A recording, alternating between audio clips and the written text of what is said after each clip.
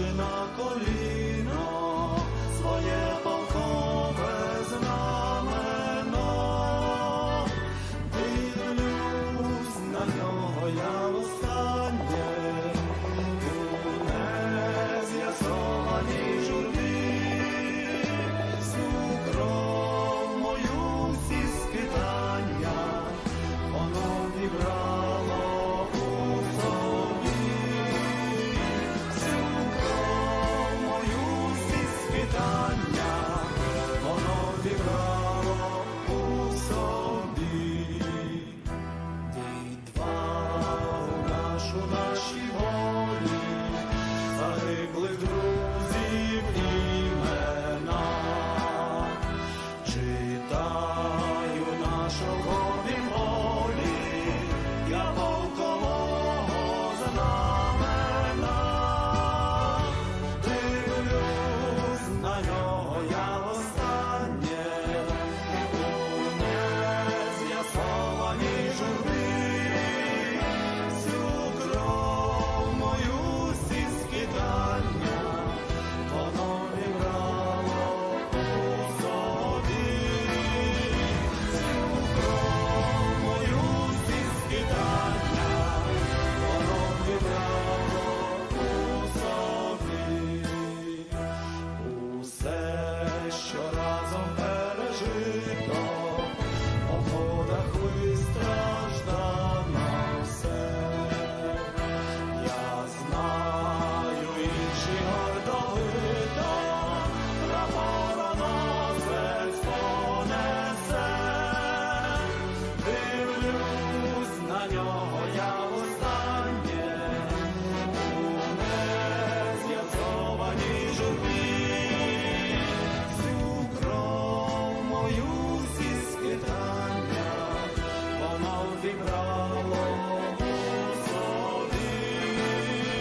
Всю кров мою, всі скитання, воно вібрало у собі.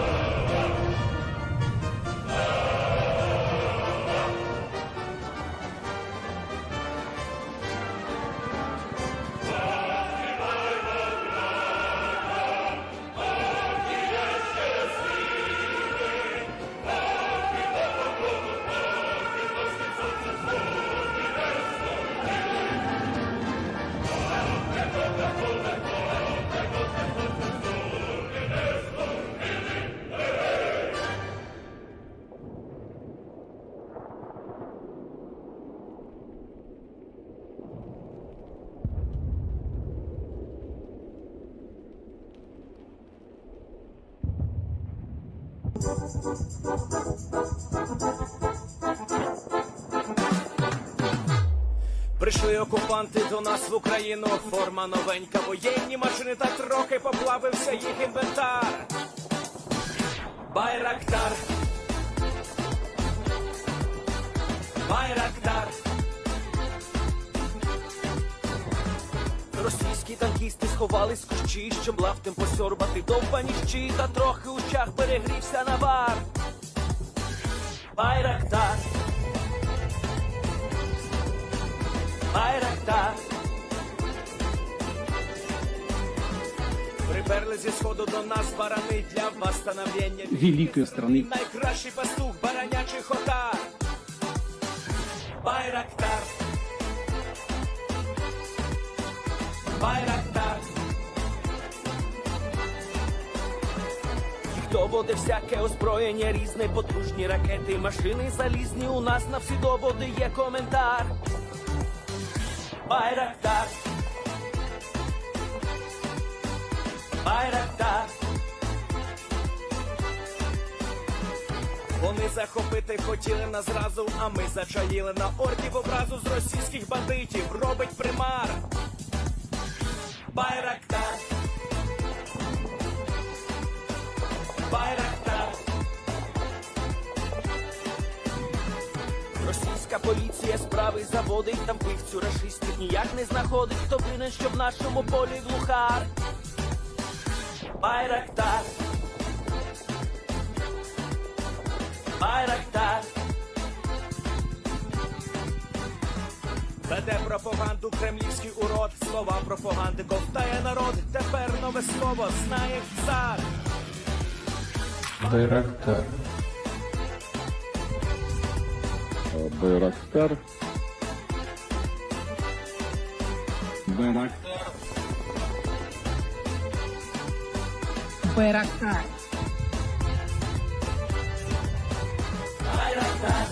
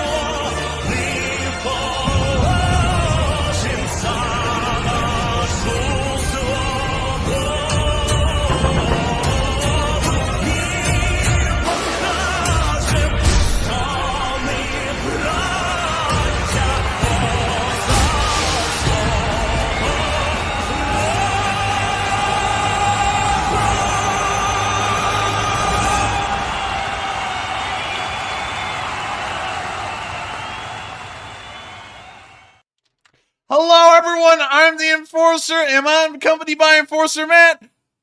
And good evening, everybody. It's Enforcer Matt, and welcome back to day 200 of the news, and quite a momentous day for Ukraine. And a massive day for Ukraine as we go into day 200, and the Ukrainians have reached the Russian border. The Russian army is completely collapsed in the Kharkiv area and is running in every direction but towards the Ukrainians. The Ukrainians can't even keep up with them and are practically chasing them down as of right now. And this is the perfect day to start off the next 100 days of war on day 200, obliterating the Russians. I cannot tell y'all how freaking excited I am because the area that the Ukrainians have captured over the past 4 days is larger than the state of Delaware. That's how fast the Ukrainians are moving. We can hardly hear Matthew say his yee-haw, but things are going wild. They're blowing up. And it's unbelievable. We're going to go over all of it today. And also, because of the speed and rapidity that the Ukrainian army is moving at in the Kharkiv area,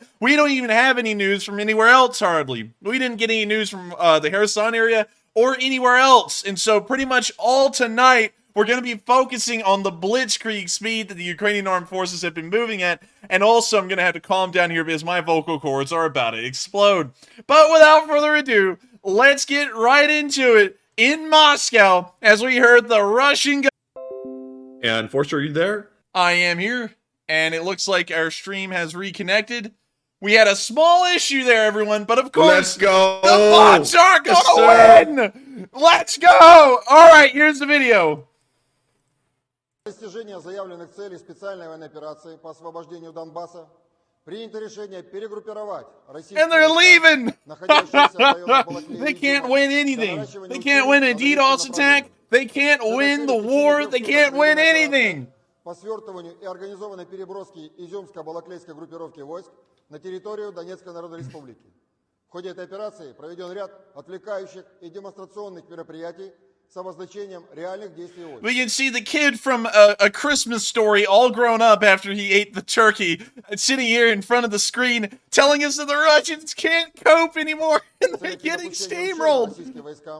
По противнику наносилось мощное огневое поражение с применением авиации, ракетных войск и артиллерии. За трое суток уничтожено более 2000 украинских и иностранных боевиков, а также свыше 100 единиц бронетехники и артиллерии. Well, you hear the phone ringing off the hook in the background as Russian commanders are calling up and putting in their resignations right now as they're getting freaking floored. It's unbelievable what the Ukrainians have done today. In case of y'all did not see yesterday's map, oh my god, it's hard to even go into how much ground has been made today. We thought that the past 2 to 3 days were large. Look at this. Just look at it. They literally took everything north of Bachini. They went all the way up to Vovchansk today. There's a video of the Ukrainians raising a flag in Vovchansk. That is a total... Let me actually draw that out real quick. That is a whole 35 miles of ground that the Ukrainians had to cover today to reach Vovchansk, and they did it. They freaking did it. There's no way that they crossed the Seversky Donetsk Reservoir because all the bridges have been destroyed across it. So they had to come from the south north, and they did it. It's unbelievable. My voice is literally losing itself right now. But anyways, let me calm down for a second because this is just, this is freaking nuts. Y'all don't know how nuts this is. Something like this is, you only see once. To see a military gain 2,500 square miles over 3 to 4 days is an unbelievable feat. This is something you will rarely ever see in the history books again.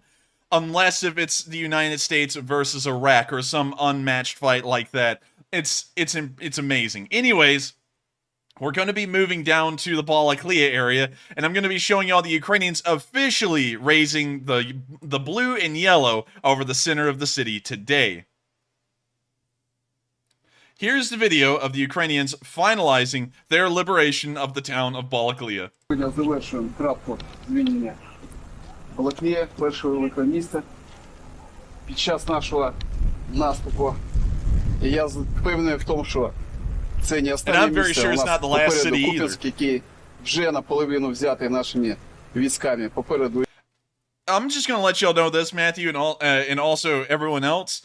at the time this video was made, which was just about 13 hours ago, the Ukrainians had only gotten to the outskirts of Kupyansk. In between now and the airing of this news, not only has Kupyansk fallen, but the Ukrainians, as far as we know, have already pushed beyond Kupyansk. That's how fast the Ukrainian armed forces are moving as of right now, is that even this video is dated by the standards he's giving of the front line. Військами попереду Ізюм, ну і багато інших.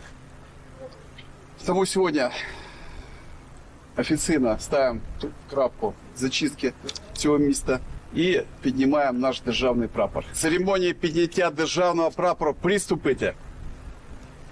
Прапор підняти!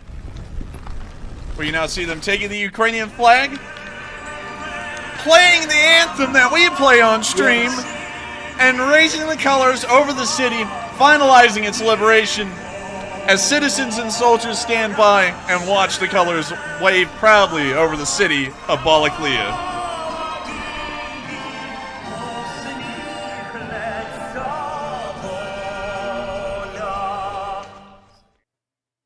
With that, that's the end of that video, and let's go! This is just unbelievable, and not only that, we got some older footage today from the past 2 days ago showing the Ukrainians blowing up a Ural in the middle of the Balakliia streets. Here's that video as well.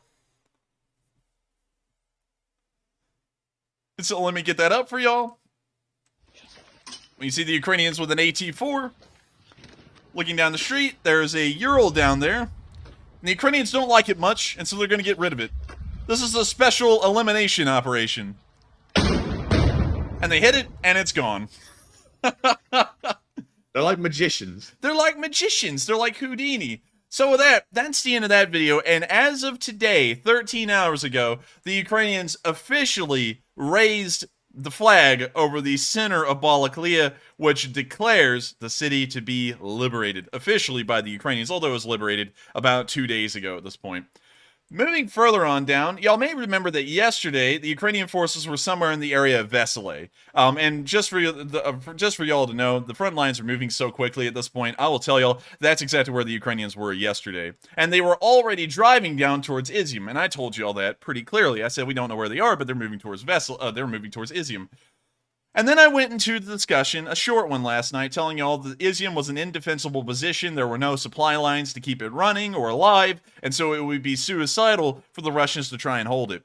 I'm not sure if these orders came from the Russian High Command, or if this was an order given by the commanders in the field, but the Russian forces in Izyum packed up and left as Ukrainian forces were spotted on the outskirts of Izyum near the Izyum sign. Here's the video of the Ukrainians literally right outside of Izyum this morning. Izyum. You see Ukrainian vehicles and soldiers staging right outside of the city. And there it is, the Izyum city sign. Like the Las Vegas sign, but even better because they're liberating Izyum.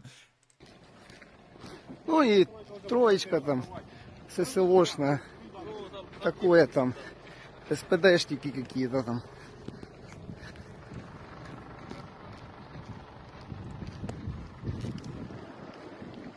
Техника, блядь.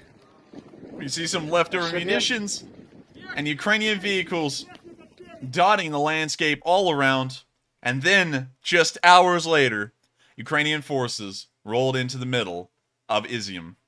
We can see as they rolled into the town, the Russians had retreated at such a fast speed that they left multiple vehicles completely intact within the city of Izyum and didn't even sabotage them. That's how quickly this route is going for the Russians. They're not even trying to save any of their equipment or vehicles. They're just trying to save themselves. So here's the video showing all of the Russian vehicles, just in this video alone, that were left behind in Izyum. Ну що, друзі, знімаємо новий entire mid-S. Ізюм.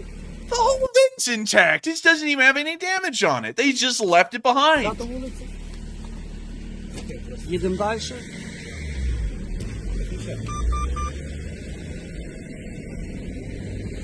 The car is now driving forward further down the street. And you can see the level of care that the Ukrainians have given to a town like Izyum. There's almost no damage whatsoever to it, unlike towns that have been controlled by Ukraine through the war, where the Russians have mercilessly bombarded them into rubble. And so this town largely looks intact. And liberated, by the way. Тут ще склади є. Даже не місце. Now see the car continuing to move forward at a slower speed. Once again, no damage observable on really any of the buildings.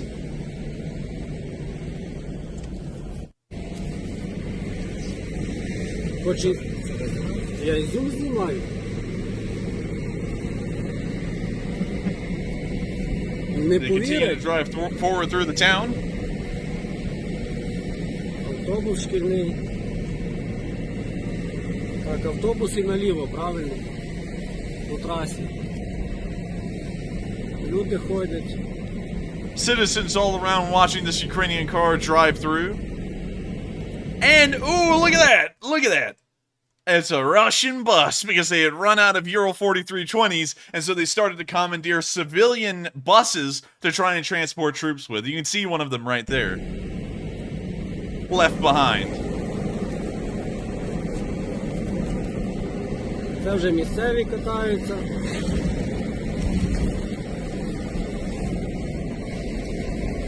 See them continuing to drive down more roads. Що, друзі, Ізюм наш. Як там, передавайте нашим, що ми...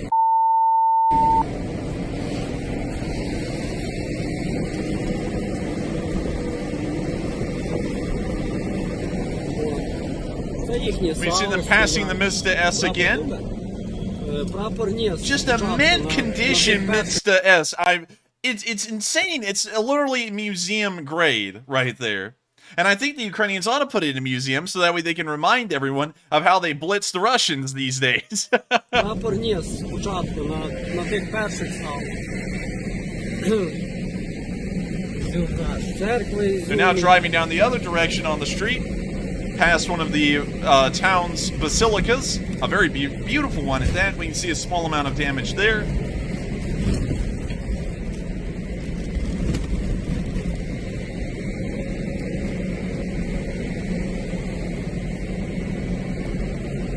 You see they continue to drive forward down the city streets. The occasional bit of traffic passing by. Це тут вони були, склад їхній.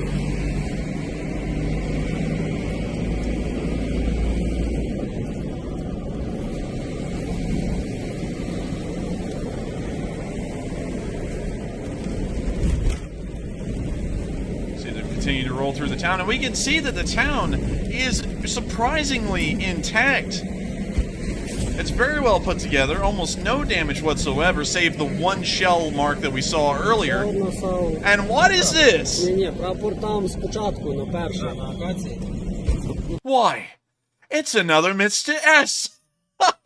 It's literally the Russians left this behind so quickly, and this counterattack was so unannounced to them that they had literally just cut fresh tree limbs to put over this Mista to try and cover it so that way they could use it in more artillery attacks against the Ukrainians. And the counterattack has moved so quickly, they left the tank in the middle of the road, even after clearly seeing that they intended on using this for quite a while longer. Так, на ті перші.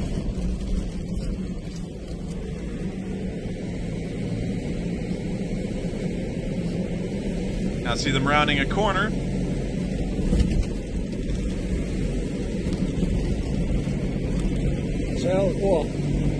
And what is that? Is that another Mista S? That is actually a 2S3, which is a different kind of SPG, a much older one, but still 3 Russian artillery pieces left behind, completely intact, probably in running order, in the center of Izyum, just for the Ukrainians to come and find. I gotta say, gotta give it to the Russians. They, out of everyone, supply the Ukrainians and help them to keep this war going and help them to push the Russians back. Wait a minute. I don't think the Russians really care anymore. I'm sure they're more than happy to have to get pushed back. Meanwhile, we can see that a Ukrainian in a small firefight for Izyum this morning got a very close near-death experience. And he showed off, I guess you could say, the souvenir he now has of this experience. So with that, here's the video, and it is insane. What just happened to your rifle? Got shot. That's the exit. Entrance. Exit. There's a battle still going on right now. They had to hide from a shell, but you can see that a bullet passed through the stock of his AK-74 and out the other end, right in front of him, and that is about as close to death as you can get. And this man is still alive, and he's even smiling and joking about it a little bit afterwards. This guy's got some balls, and also notice he's a member of the Foreign Legion, as they're both speaking English. It sounds like we have a Briton and American here on film, which is great to see that the Foreign Legion is rolling forward with the rest of the Ukrainian armed forces and liberating the area. So I'm going to let the video continue. We're actually going to fast forward a little bit.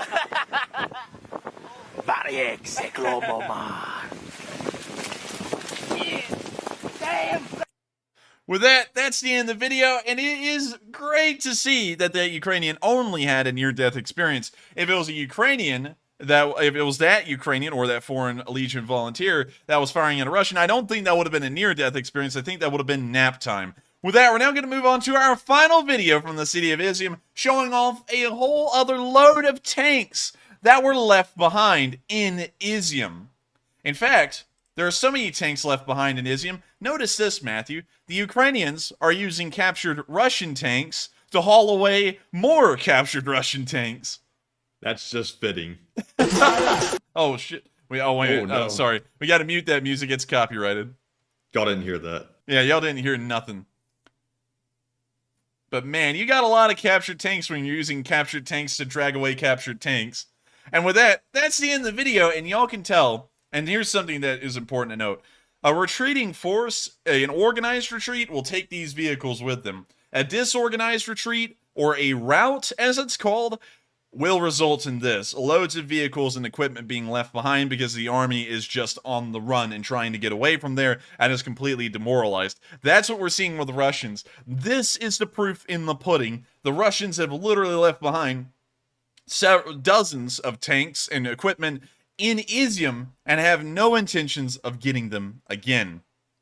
With that, we're now going to be moving out of the Izyum area, and we're going to be moving further down the front, where we can see in the town of Lazove, or at least where I put this marker is not exactly accurate, we can see that the Clear Sky unit attacked some Russian positions. Here's the video. And let me unmute it real quick. We can see the Ukrainian forces moving behind what may be a BMP.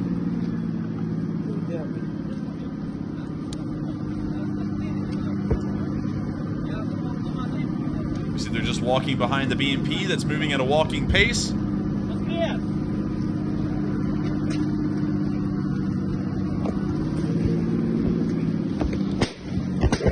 We hear a small amount of fire up ahead. And the Ukrainians continue their slow advance behind the BMP or the BTR. It may actually be, I don't know, it may be a BMP or a BTR. I can't really tell you. Now, I'm fairly certain that's a BMP, actually.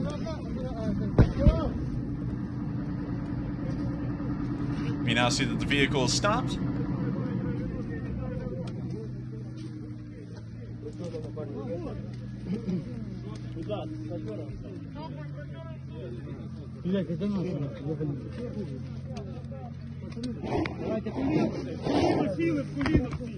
Someone said it may be an M113, and it may be. We haven't really gotten a good look at this armored personnel carrier yet.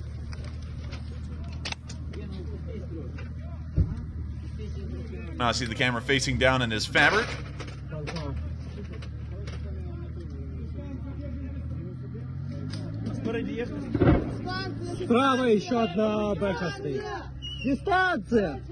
We now all hear them shouting out for a second. Там еще два моих, правильно? Нет, две, давали две, один воскрес, а один миется. Я изначально 3 своих давал, и потом еще один вместе с твоим. Ну на подавление стреляли. Я одиночными вообще стрелял. We now hear them continuing to discuss. The camera appears to be facing at the back of another soldier. Раз, два, три, четыре. Да, у меня 6 магазинов было. Вот это сейчас мизер, поэтому 2 передавал. We now hear the M113 moving forward once again, and the Ukrainians are now following behind it once more. Fire is continuing in the distance at a very low rate. Юзик, кинь сумку мне, пожалуйста. Сумку закинь мне. Я еще разжег. We now hear some fire, and the M113 begins to move again, with the soldiers following close behind. The soldier shoulders his rifle and begins to fire.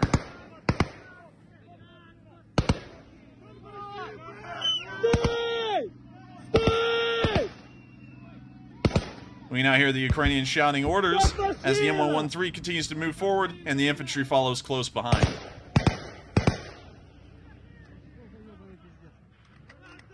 Назад, танк к посадке! Назад! Танк к посадке! The soldier continues to shout orders, and one of his fellow soldiers is laying prone on the ground. They are now firing back at the Russians once more. The soldier filming is now legging it back towards the rear of the unit.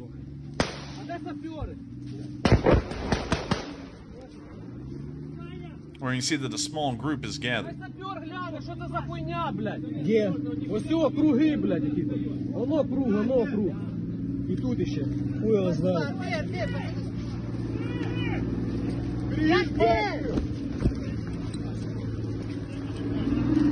Отходи, быстрее. We can now hear the M113 backing up at full speed and has now arrived at the infantry again.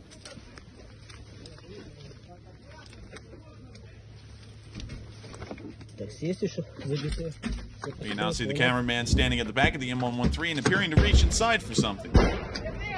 Looks like it may be an additional magazine.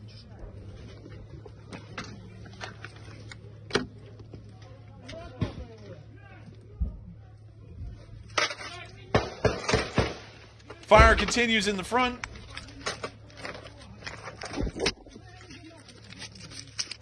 We now see him opening up a wrapper that may have some crackers. Nope, it's bullets. How did I be like crackers? And then, no, it's bullets for sure. Looks like he's reloading one of his magazines for a second. And think about this, everyone. Let's just process this for a moment. I've seen some people in the comments saying that these guys are yelling that there's a Russian tank in front of them. So the M113 backed up. They were just firing at the Russians with their rifles a second ago, which are just in front of them by several yards. And now the M113 has backed up, and this guy's just going to sit there and be like, it's time to reload. Let's just reload, take a minute to have a breather, and we'll just get back cracking at him in a couple of minutes. I love it.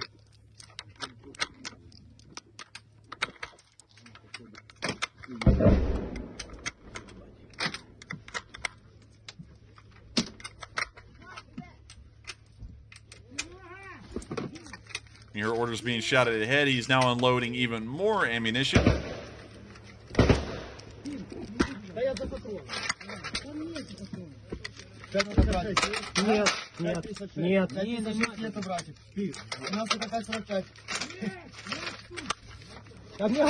You see that several other soldiers are also reloading their magazines in the M113.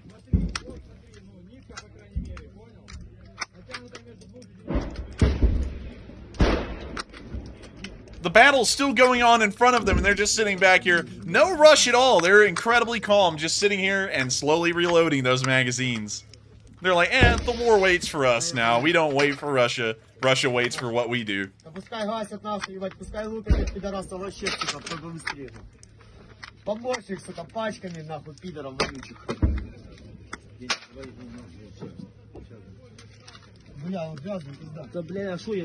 These guys are reloading like it's a day out of the range. They're just casually doing it. No rush. I really respect that, especially considering there's a firefight going on just several yards in front of them.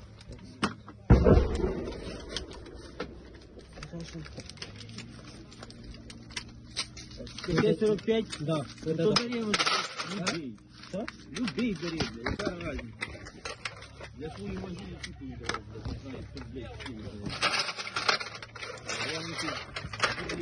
See that they continue to reload. We're actually going to skip forward a little bit so that we're not sitting here and watching them reload the rest of the video. Well, actually, as a matter of fact, we're going to stop it right here because that's all they do is reload for the rest of the video. But still, you can note over these few minutes we've watched them, the calmness that the Ukrainians have, the pretty much assurance in their mind. They are sure that they are winning, and they're sure that there's no need to rush anymore because regardless whether they hurry up and reload and get up there or not, the Russians are falling back at warp speed, and right now the Ukrainians are just trying to catch up with them nearly.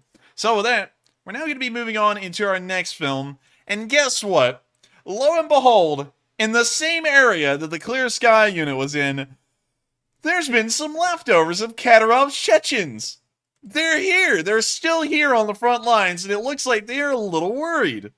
So here's the video of Kadyrov's boys.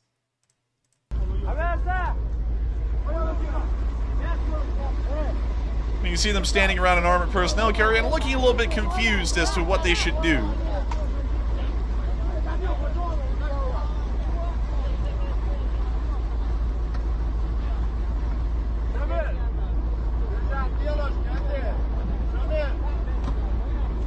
As you can see, there's no collective discipline or any kind of collective idea of what they're doing amongst these guys. They're all just kind of wandering around wherever. They don't really have any goal or purpose. They don't. I'm sure that most of them aren't even wanting to be here anymore, considering they're moving at warp speed back across Ukraine and towards Russia.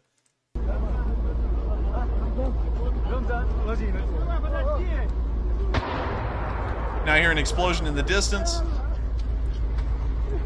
We can see that they're realizing that things have gotten pretty rough. We're also going to skip forward a little bit because there's something going on there that can't really show. But anyways, we can see that they've now picked up the afflicted person and are now trying to load them into the APC.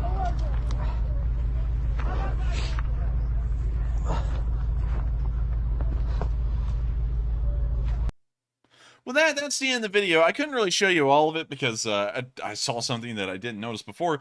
But based off of the palette, or whatever you would like to call it, in terms of how shall I call that? The vibrance of the person. I think they're taking a nap. With that, we're now going to be moving on out of the Izyum and also Oskol area and the Lazova area, and we're going to be moving further north towards the Kupyansk area, because, oh buddy, we got news there. But before we get there, I have to note one of two things. First, our stream has gotten to 9,600 people watching as of right now. If y'all would like, and also that's impressively high. Just in case if y'all do not know, at the same time, 40 minutes in, we only had 7,900 people watching on our highest night of the past 3 months. So if y'all are new, because I'm assuming a massive amount of y'all must be new, please make sure to hit the like button and subscribe, because at this rate, I think we're going to be watching Victory Day occur within the next few months for the Ukrainians, and I hope that y'all can be here and watch these final days wind down in this war as the Ukrainians win it. Because now it's not fantasy. Now it's not a hypothetical discussion. It's reality.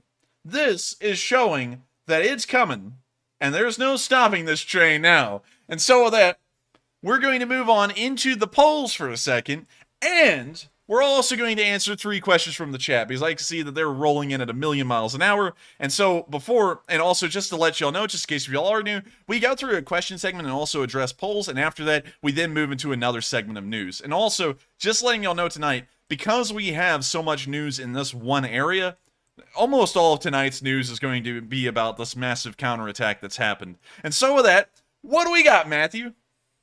All right, folks, and moving into our first question segment of tonight's very big stream. It has been quite a busy night already. I've been quite busy over here, and we've had several polls. So the first one was actually made by the Enforcer. He said onwards to, and he gave the options of Donetsk, which had a 27% voting rate on that, a 17% for Luhansk, 21% for Sevastopol, and 34% for Moscow. Now, me personally, I'm with the 34% they say on to Moscow.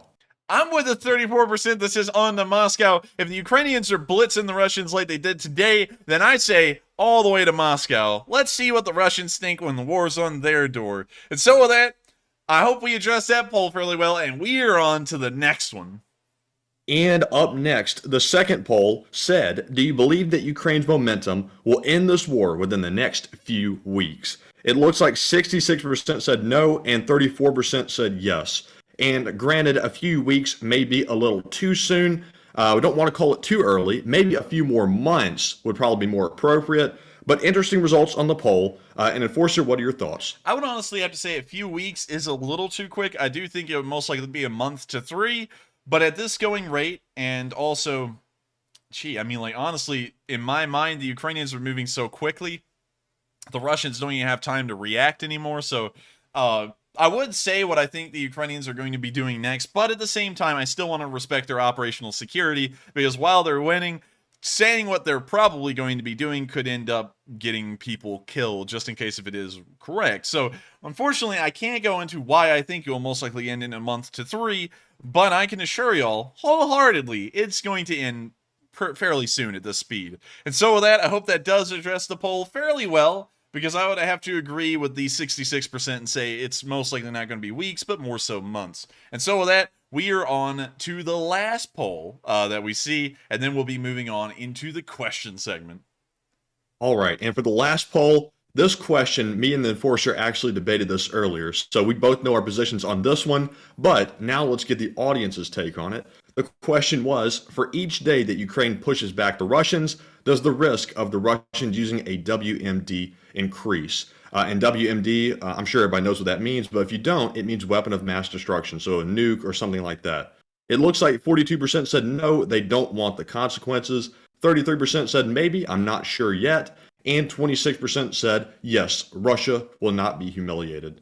Now, for me personally, I would have to say that while I am extremely glad that Ukraine is winning and pushing back the Russians, I would not put it past Putin to use nukes, because I have a hard time believing that he will simply back out and be humiliated like this, because this is going to be a earth-shattering, world-shattering event if Russia, who everybody thought was a very big power, is pushed out and beat by Ukraine. Tremendous work by Ukraine. I'm just absolutely floored myself at this point. But Enforcer, what are your thoughts? I honestly think, of course, Matthew and me had a discussion on this before the stream, and my stance was that they wouldn't use a nuke. Matthew's stance was that they would, and I'd still have to stand by what I said before stream, that they most likely would not use a nuke. And the reason because throughout the course of history, there's been no precedent where a nuclear country has used nuclear weapons on a non-nuclear country, even when they were suffering a blistering defeat, like the United States. Well, yeah, the United States didn't really lose in Vietnam because we kind of left before the Vietnamese fell apart. But at the same time, if you're a part of a war and then your side that you're supporting loses, you kind of lose the war indirectly. Also, in Afghanistan, both the United States and the Soviet Union left that place and ended up achieving nothing. And historically, neither side used nuclear weapons on either of those countries. And I just don't think there's a precedent or a reason for the Russians to use nuclear weapons on Ukraine. The only thing that would do is escalate the problem, and I don't think the Russians would do that. But then again, I could be wrong. You know, we could see that in the next few weeks, Putin gets freaked out and then starts pushing buttons. I don't know. We'll just have to see, but that's where I'm standing right now. And so with that, I hope that addresses the poll fairly well. And also I see someone, you know, because I gave the caveat, Matthew. I said, you know, even if you leave and then your side that you're supporting loses the war indirectly, that's still kind of losing. Someone said, well, we lost in Vietnam. It's, well, duh. I mean, no one's arguing about that. Yeah, no joke. But with that, we're now on to the questions. All right, and first up from our super chats, we have a very generous $200 super chat from Chris Mack, who's been around for a very long time. He says, to celebrate the great advances of the Ukrainian soldiers on the 200th day of Russia's complete failure, and thank you, Enforcer and Enforcer Matt, for all you belief and hard work every day. You guys rock. And Slava Ukraine and the great Leaf Spring Army. And I thank you so much for that massive amount of support, Chris Mack. That's helped our channel keep on running this entire time, and it's going to help us to keep on running until the end of this war. And I got to thank you so much for the kind words, and also I got to thank you so much for celebrating the 200th day of war with us. I know I haven't said this a lot tonight, but it's the 200th day of the war in Ukraine. 200 days. We thought it was a landmark that Ukraine survived to 100. Now they're flourishing at 200. At 300, the war will be over, probably. And that's honestly crazy to think, Matthew. Think about that. We might see the war end in the next 100 days at this rate. And that'll be crazy because some people predicted the war is going to go on for years, and it may well, like you're saying, be over in just a short while. And this is going to be tremendous, folks. Whatever the outcome of this is, which it looks like Ukraine is going to win it. We don't want to call it too early, obviously, but I mean, this is pretty promising that they're pushing them back so quickly. I would have to say, historically, pushing the Russians back like this at this point in the war, it shows that the Russians are just hanging on to the land they have. It's very similar to World War I with the Imperial Germans losing their ground near the later years of 1917 and 18. It's very similar to the Germans after Operation Barbarossa. You would see that they wouldn't really conduct an offensive against the Russians again for the rest of the war, at least a successful one. They would try a couple. Now, I'm not saying that there wasn't the odd attempt here and there after their defeats outside of Moscow, Leningrad, and Stalingrad. There would be the occasional offensive that would be tried by the Germans, but it wouldn't turn the war around and they would fail. Wars like these, at this point, they've reached, I guess you could say, a critical mass. The Russians have thrown everything they could at it, they've tried everything, and once an offensive starts losing ground like this, it's over. Historically, there's no way to really recover from this. And some people are still holding out hope. There's some people who still think the Russians are an indomitable fighting machine, and that the Russians are doing this as a ploy to entrap the Ukrainians. But look at this front line, and look how perfectly flush it is. There's not a single bulge in it whatsoever. There's no way for the Russians to encircle the Ukrainians because they don't have anywhere to do it from. The Ukrainians have now created practically a perfect front line. There's just nothing the Russians can do from here.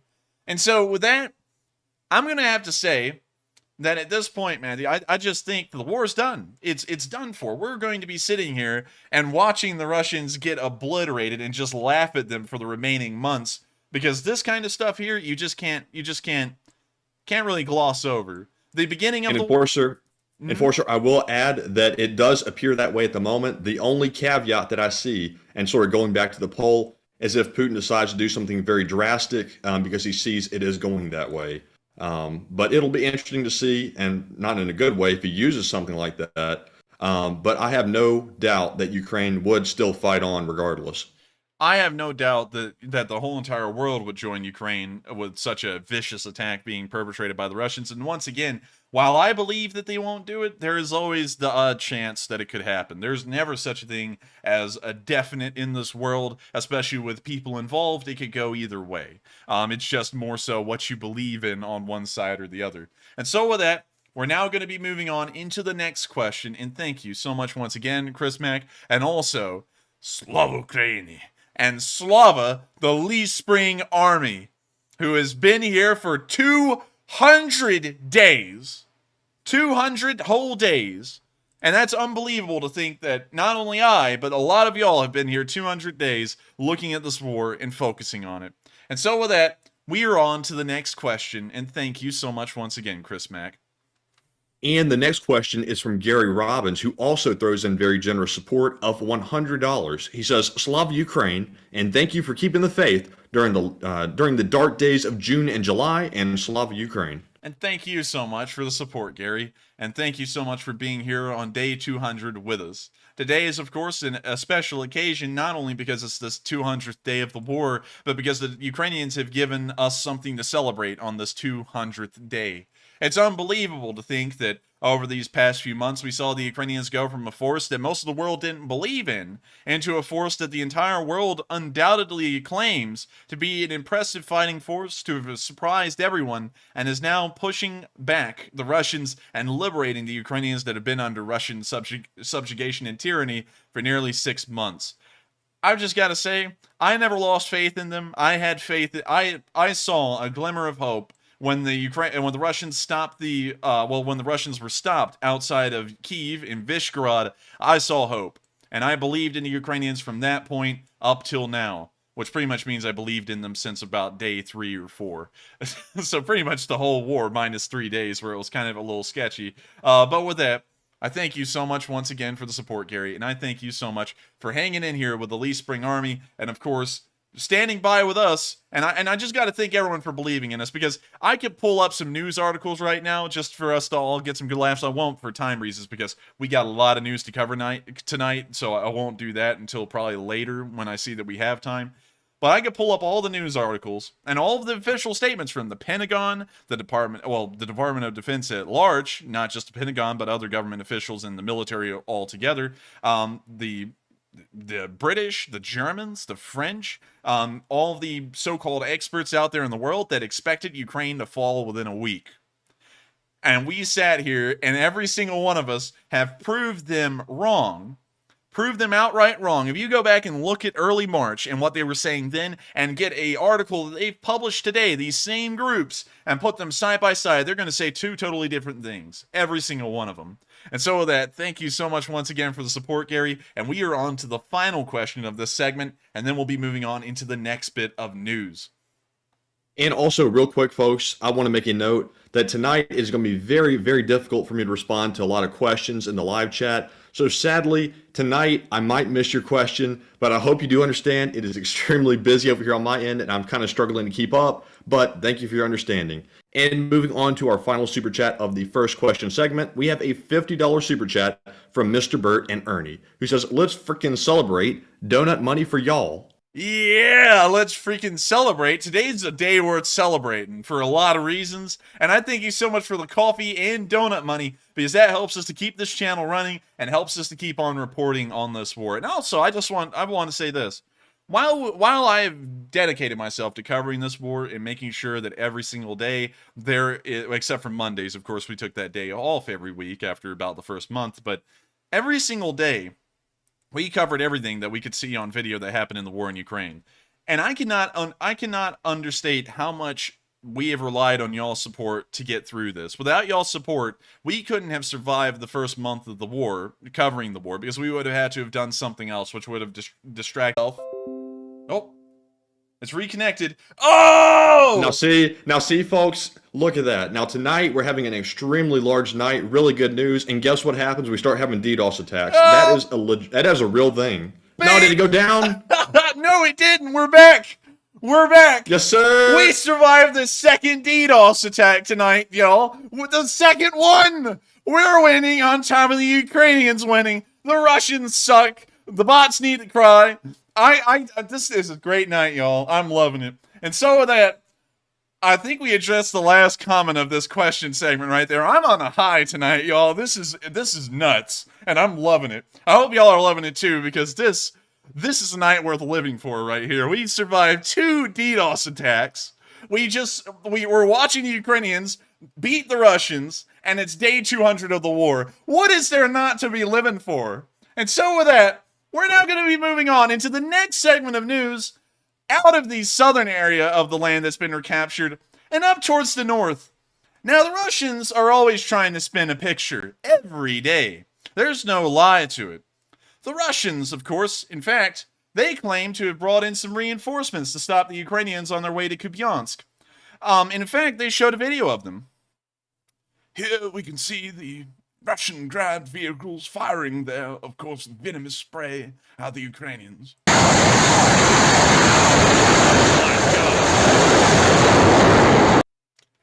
Of course, the Russian creatures were not fast enough to dissuade themselves from the Ukrainian counterattack and fell victim to being captured literally just hours later. Here's the video of the Ukrainians capturing the exact same grads which had been stored in a storage shed just a second ago. You can't make it up. These are literally the exact same grads that you saw in the last video. And now, they were captured. Oh my god. They literally just drove them in. These guys are only here for about 4 hours. And they already were captured. Наші здобуті трофеї. ВМ-21 «Град». Установка під 120-й міномет.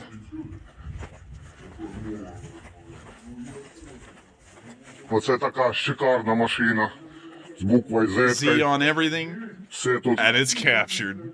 для екіпажу. Ще одна, як вони написали нам, радість. Радість. Приносить радість. Ахуєнно приносить радість. Теж They're showing us нічого, more хлопці Russian встановлять. vehicles. Буде. А ось ще цікавий Just loads of екземпляр. them. Looks like we got a BMP-1 right there, Копеечка. captured. Копеечка. Теж ВК є. О, отличительний знак підорасів. Big old Z on it, so that way we know it's a Russian vehicle. І ще один Уральчик. Теж такий цікавий. Теж цікавий. Нічого. Все в основному, все буде. Все буде наше. Oh man, isn't it beautiful? Все буде наше. Добре. Зайшов на цю позицію пан Моїсей зі своїми хлопцями. Слава Україні! Героям слава! Slava Ukraini. And with that, that's the end of the video. And oh, buddy, it's only getting better from here today, y'all. It's only getting better. We're just starting off. Balakliia and Izyum, those are just warm-ups, y'all, because while Izyum was important, there was another city behind these MLRSs, which were trying to defend it, that was far more important than Izyum and really went unmentioned on this stream during the entirety of the war, because if you look at this area, I'll mention this real quick because I see some people asking about it. This dark gray area that I have highlighted on the map, this all has been captured by the Ukrainians over the past 4 days. This is where the front lines were 4 days ago in this entire area. And this is what the red lines where the Ukrainians are at now. And so the area, this town of Kupyansk, while a logistical hub, and we did mention it once in passing during a question segment, I do remember that. It has several major highways moving through it, the P79 and also the P07 moving east to west, that supplied pretty much the entirety of the Russian forces in every direction. It was a wheel, pretty much, with spokes spanning all the way out towards Chuiv, spanning all the way down towards Izyum, and all the way down towards the Russian forces in Severodonetsk, Luhansk, Liman, and every other area. That town today fell to the Ukrainians. Here's the video of Kupyansk being liberated. You hear a Ukrainian soldier breathing heavily as he pans his camera around the town of Kupyansk, showing that it's been liberated by the Ukrainian armed forces. We're now going to move into the next video, because if y'all thought that was a good one, wait until I show you the next one. We're going to see some Ukrainian soldiers rolling through Kupyansk past more abandoned Russian vehicles. Here's the video. You see it's early in the morning and they're passing a Russian BMP-1. Look at that. Read it and weep, Russian bots. Read it and weep. Oh, God.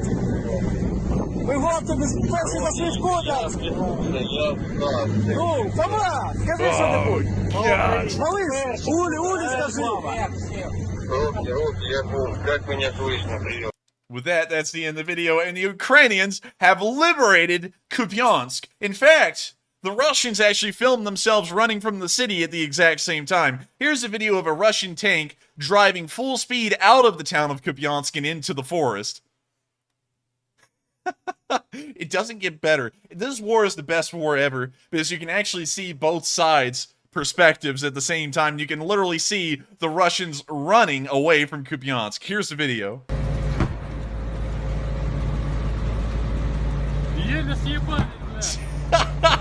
The town is getting hit behind them. The Ukrainians are trying to obliterate the Russians as they leave. And this commander has faced his machine gun backwards, so his hatch faces backwards pretty much so you can look out of it. And he's sitting there looking backwards as the Russians are getting obliterated behind him.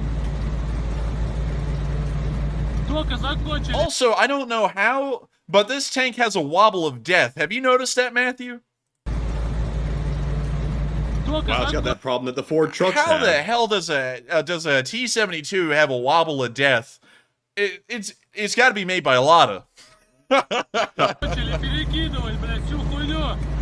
Ребятам на передок. Хуяк накрыли, блядь. Срисовали нам. Слава тебе, Господи. That's the end of the video.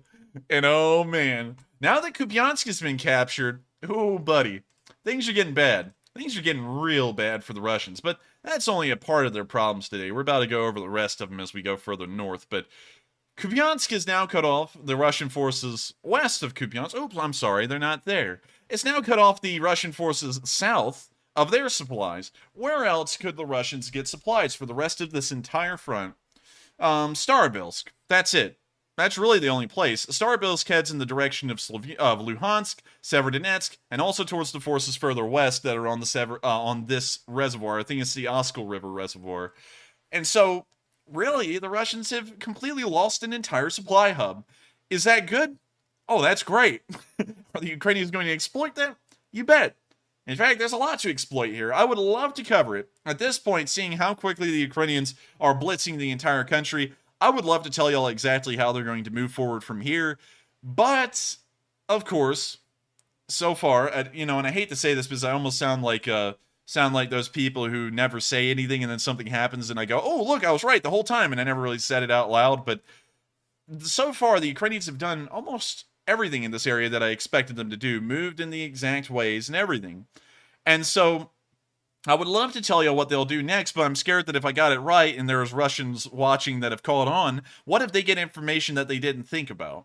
Because apparently the Russians are just pure stupid. I don't know how they didn't see this coming, because if y'all had noticed, every single time we covered the news on this channel, I would go and say, there's been some action in the Kharkiv area, there's nothing that's happened in Chuiv and Balakliia, and every once in a while I would pause, and I would sit there for maybe a couple of seconds and not say anything and just stare at it, because I was always debating whether saying, there's nothing really going on in this area, and it would be a great place for the Ukrainians to punch through and then threaten Izyum. I always wanted to say that, but I didn't want to say it at the same time because of reasons. I didn't want to sit there and maybe have someone go, oh, he knows, or something like that, because then I could be in some hot water, and that wouldn't be great.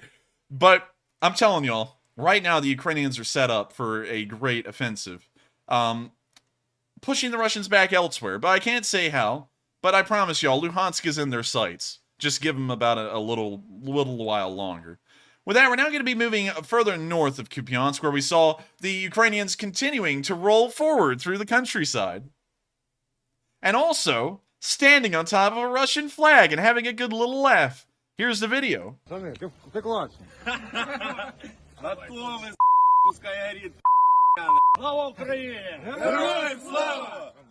Who can't have a good laugh on top of a Russian flag?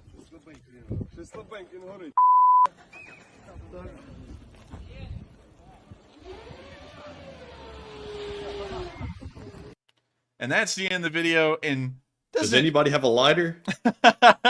Better yet, does anyone have any muddy boots that need to be cleaned? Because that looks like a great floor mat right there. I don't know about y'all, but I would love to see the Russian flag go from white, blue, and red to brown. That would be a nice change for once. I'm sure if we got a couple of Russians to stand on top of their flag while a Ukrainian artillery barrage landed around, I'm sure it would turn brown even quicker. But sadly, we can't get any of them because they're running so fast they really can't catch up to them. But with that, that's the end of the video. And isn't it nice to see? It's nice for me to see. Don't know about y'all. I'm loving it. Ba-da-da-da-da. Anyway, so we're on to the next clip of news north of Kupyansk, where we can see a Russian tank being obliterated by the Ukrainians today. Разберите его нахуй в ноль, блядь. The tank is just out there in the distance. And oh, that's music. We gotta mute that. And boom shakalaka, the tank was hit. And it looks like it's gonna get a little toasty soon, but unfortunately not on the video. It will take a little bit of while for that smoldering to turn into a nice warm fire, but that tank will probably explode or have a turret toss later on, or just burn rather evenly. Anyone wanting some pulled orc well done? With that, we're now moving on into the next video north of Kupyansk, where you can see even more Russian POWs being taken. And there's a lot of videos like this today. I'll just let y'all know in advance. Here's the video. We can see the Ukrainians restraining the Russian. Иди кто сюда, один руки стягни, блядь. Бегом, блядь.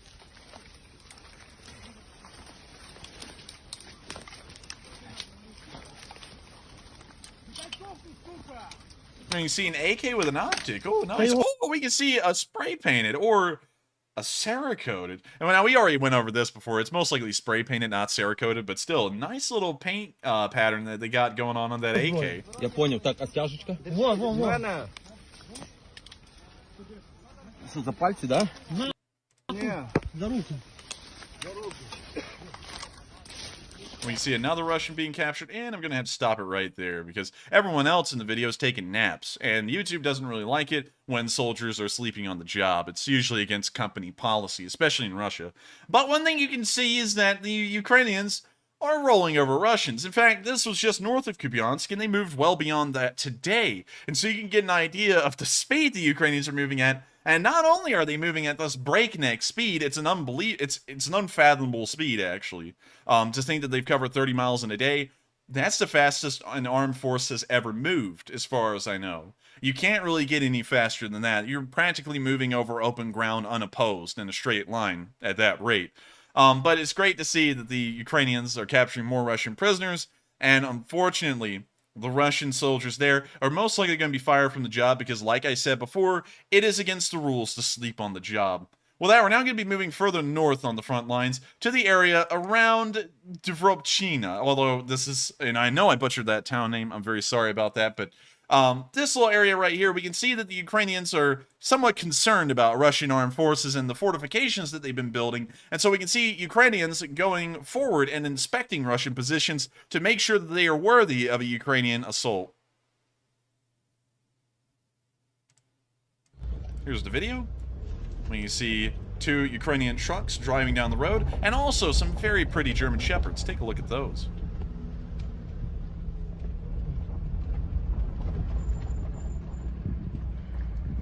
Also, real quick, everyone, this caption here says that this white cross on the vehicles is supposed to be the cross of the Roman Emperor Constantine.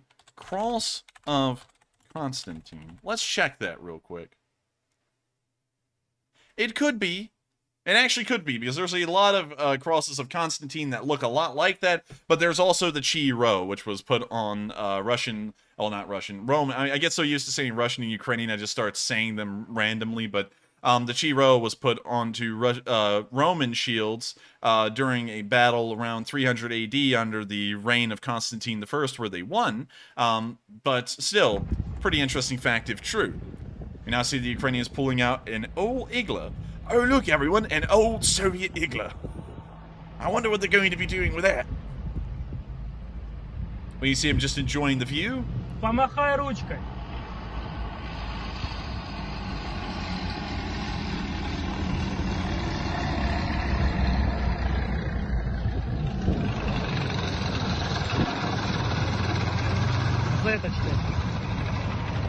We also see a Ukrainian tank. Oh, isn't that pretty? A Ukrainian tank advancing down the street behind him.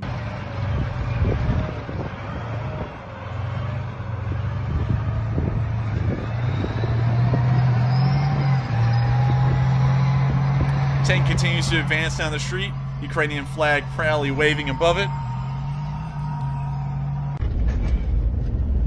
Now we can see the 2 trucks breaking out across the open fields and the dirt roads, making their way to their next location. Сантик, охотник на суше. С ракетой пикап. Also, someone just mentioned, real quick, great observation, y'all. Great one, because I didn't even realize it. I saw the Ukrainian flag and I was like, oh, sweet. This is how well conditioned a lot of Russian tanks are when they're abandoned. Let's go back and look at that and observe that for a second. Z is still painted on the side, but the tank was abandoned in such a good state that the Ukrainians just threw a crew into it, put a Ukrainian flag on top of it, and started using it. I didn't notice that, Matthew, but that is actually insane. They're literally building their forces as they advance off of what's been left behind. That is crazy. That is really, really smart on their part. It really is. Hopefully they spray paint that Z over or wash it off or something, because that could cause a lot of fratricide, but... That would be unfortunate. But I thank y'all so much for pointing that out, because look at that. Who in the world would have ever thought, like, that's literally, you're literally pushing against the enemy. That would be like, you know, like in the Napoleonic Wars, you're fighting the Prussians. You push the Prussians back a little bit off of their positions and just turn their cannons around and start firing it directly onto them. That would be like what's happening here. Now that's nuts. But anyways, we're going to skip forward in the video again and go back to where we were.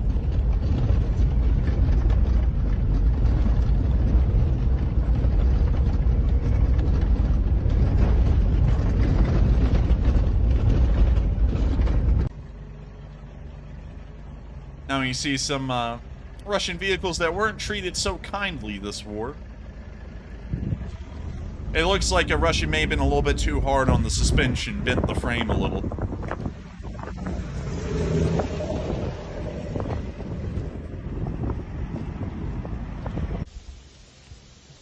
Now we can see them inspecting some Russian refuse. Пидоров, вот мания компьютером, блядь. The Russian creatures leave behind an extraordinary variety of droppings. Some include washing machines, toilets, and MREs. Oh, they definitely aren't leaving behind washing machines. They need those chips. Yeah. Look, one of them left behind some literature. Unfortunately, I cannot read these words because they are far too long. It would take me a year. It's a cookbook. It's a cookbook. It's a cookbook. It's a cookbook. А что там? Чё не ходи? Гранаты туда брошь. Little hole in the ground. We see them looking into the distance, and look at that. More left behind Russian vehicles, literally just in a line on the trees. It's like they pulled over and just left them there and ran away. Oh, man. You know, it's unbelievable. They're in a rout. Пидоры номер потеряли.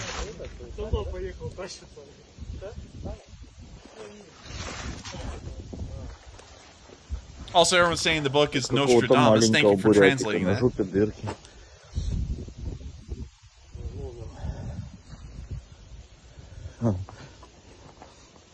Это ж надо было с Кацапи взять, привезти кукушку. Ты понял? У них тут ку-ку, ку-ку. Бах, и насеру тебе в руку. They're making fun of the clock that they set up on the tree. And that's the end of the video, and another nice review of Russian troop positions. And I don't think, sadly, that they met the Ukrainians' mark, and I don't think they'll be able to hold up against the oncoming offensive. Oh, wait a minute. It's already happened. That's why they're there. With that, we're now going to be moving behind the lines, because the Russians, while losing an area larger than the size of Delaware, it's almost 2 times the size of Delaware, just to keep that into scale, the Russians are still trying to spin stuff on their telegrams. Here we can see the Russians claiming that with their 152mm Mista-Bs, they're effectively destroying the Ukrainians and stopping their advance. But the large gray field on this map suggests to me that they're not stopping the advance good enough and might need to try a little bit more. So with that, here's the video.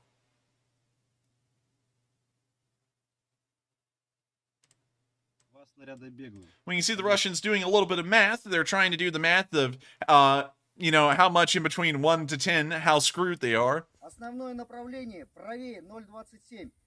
Один снаряд залпом зарядить.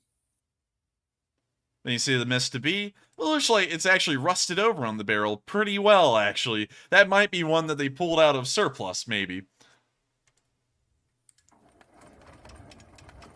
Now I see them elevating it. Gee, this guy's getting a workout on the arm. Look at that, man. He's going to be doing that for an hour. You now see them firing it. That will blow the rust off of it. It probably will. And I can tell you, with one artillery piece, Matthew, they are stopping this advance. That's really changing the war.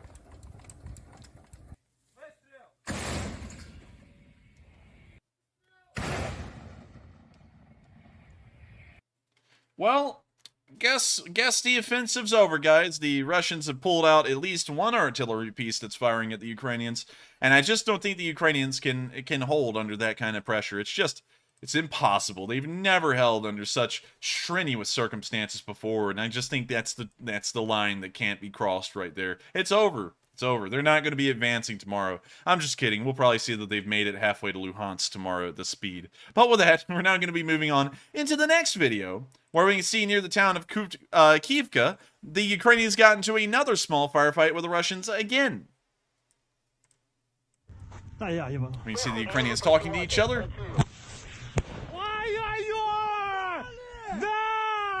You see something explode in the distance. They cheer a little bit. You now hear a little bit of small arms fire being directed their way.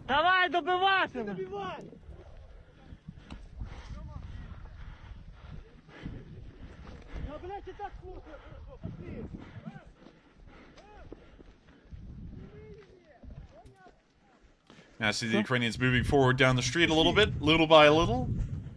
What they've been doing all day, actually. They cover around 20 to 30 miles a day at this speed.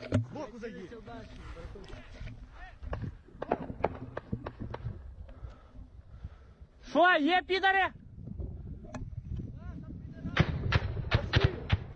you hear a little bit of fire coming from the front.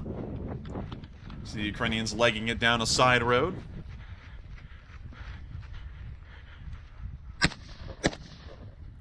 And they're firing at the Russians as they run. Now that takes balls. They're still advancing on the Russians as of right now. And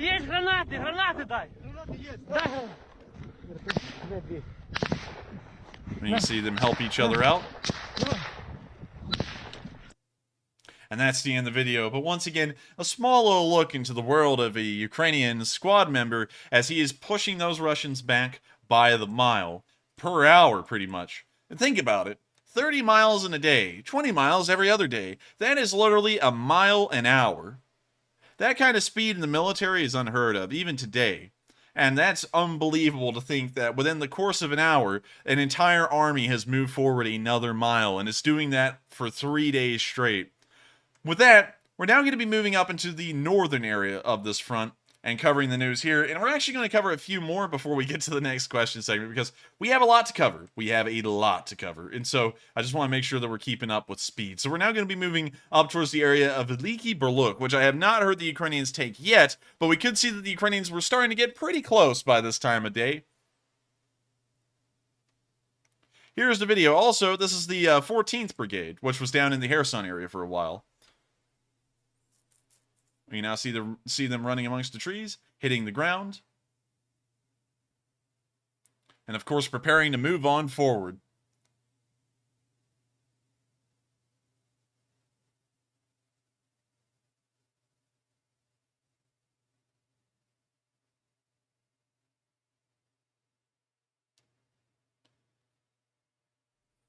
And you see them firing a grenade launcher? I couldn't really tell you. But we can now see smoke coming from the tree line in the distance as the Ukrainians use their drone to inspect it. And it looks like a Russian vehicle was knocked out and also smoking a little bit. Smoking kills, kids, and the Russians are smoking a little bit too much.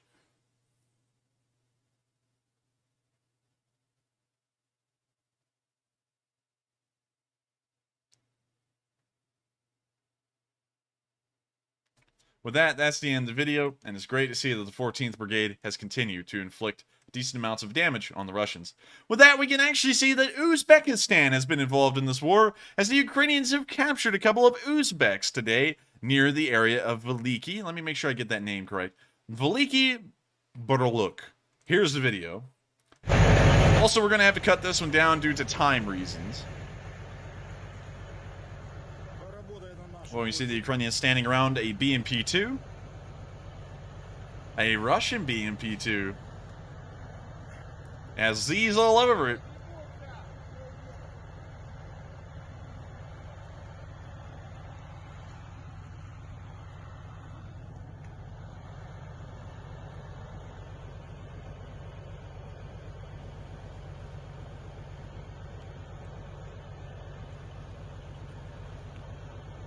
Aw, man, would you look at that? Let's skip forward a little bit, because we're starting to run out of time a little bit. But it's an Uzbek! I bet you he wished he was in Uzbekistan instead of in this war that's unwinnable.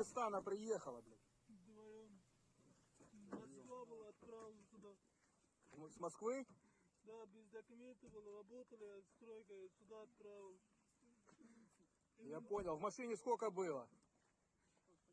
В машине 5 человек. Кто старший? Старший имя не знаю. And you see him sitting there and regretting his decision to join the military. And you see more of them being brought down. We can now see... we'll actually skip forward past that part. Whoopsies. We can see a burning vehicle further down the street.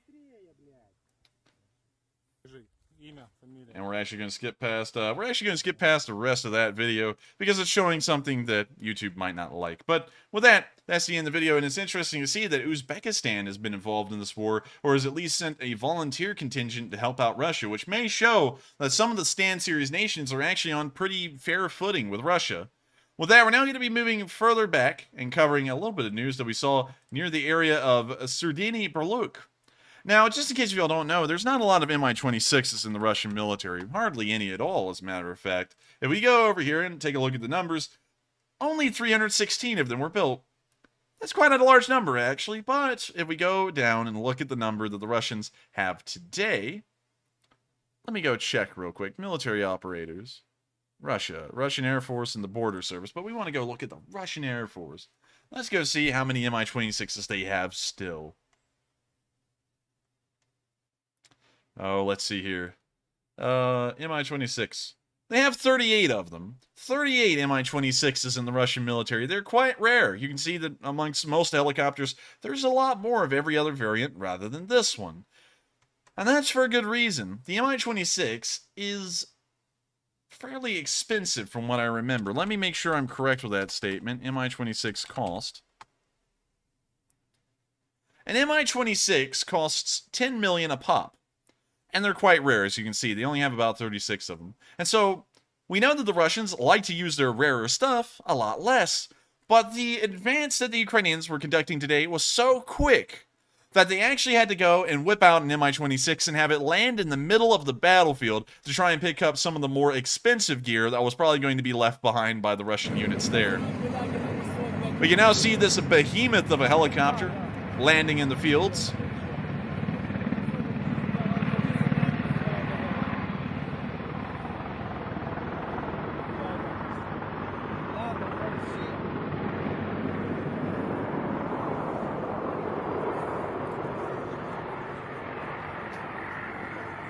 We can now see the Mi-26s landed in the distance. I'm going to skip forward for a second. As we can see a second Mi-26 land. The odds of this happening, almost 10%, if there's another third Mi-26 that we don't see on film, 10% of Russia's Mi-26 force is in this field right now.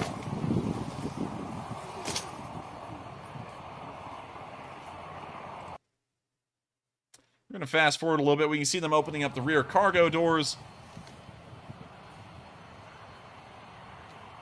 And we see the Russians looking on in awe, as this is probably the first time they've ever seen an Mi-26 in action and not being on display at an air show.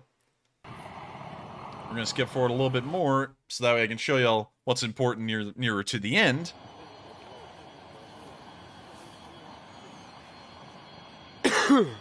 And now we can see them loading up the peons and the Malkas, because Russia cares about their military. Not the men, though. They just care about the equipment. So they're trying to get the more expensive and, I guess you could say rarer in quantity equipment out of Ukraine if they can, at least in this specific area, or else it'll probably be abandoned or destroyed by the Ukrainians. So I gotta say, pretty nice stuff. Don't know about y'all, but I'm liking it.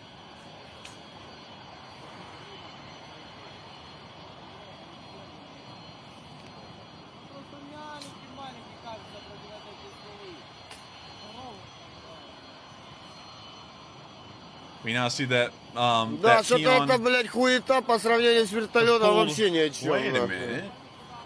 That peon's pulled alongside the Mi-26. It's not getting in it. What in the world's going on here?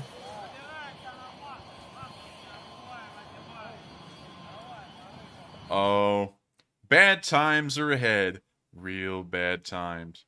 But with that, that's the end of that video. And we're now going to be moving on towards some of our last videos in this area before we get up to the northern Kharkiv area and our location unknowns and the remainder of the news around the country, which isn't much, actually. We're now going to be moving further behind the lines where we saw that the 92nd Brigade conducted a Stugna attack during their rapid advance today towards Vovchansk, which we're about to get to in a little bit. We can see the Russian tank right there. The Stugna, of course, looking right at it. Я снимаю. Приближи, Дима, приближи. Расшири. Ну шо, с Богом. Давай, давай. Tank's moving around a little bit. They've now fired the Stugna. Quite a nice sound to it, actually. Вот. Yes! And they got it. Yes, sir. Whoa, that's Oh, copyrighted no, music. Matthew and me, like, we clench up whenever we hear copyrighted music. We're like, ooh! But we can see the vehicle exploding, and it's another Russian vehicle knocked out.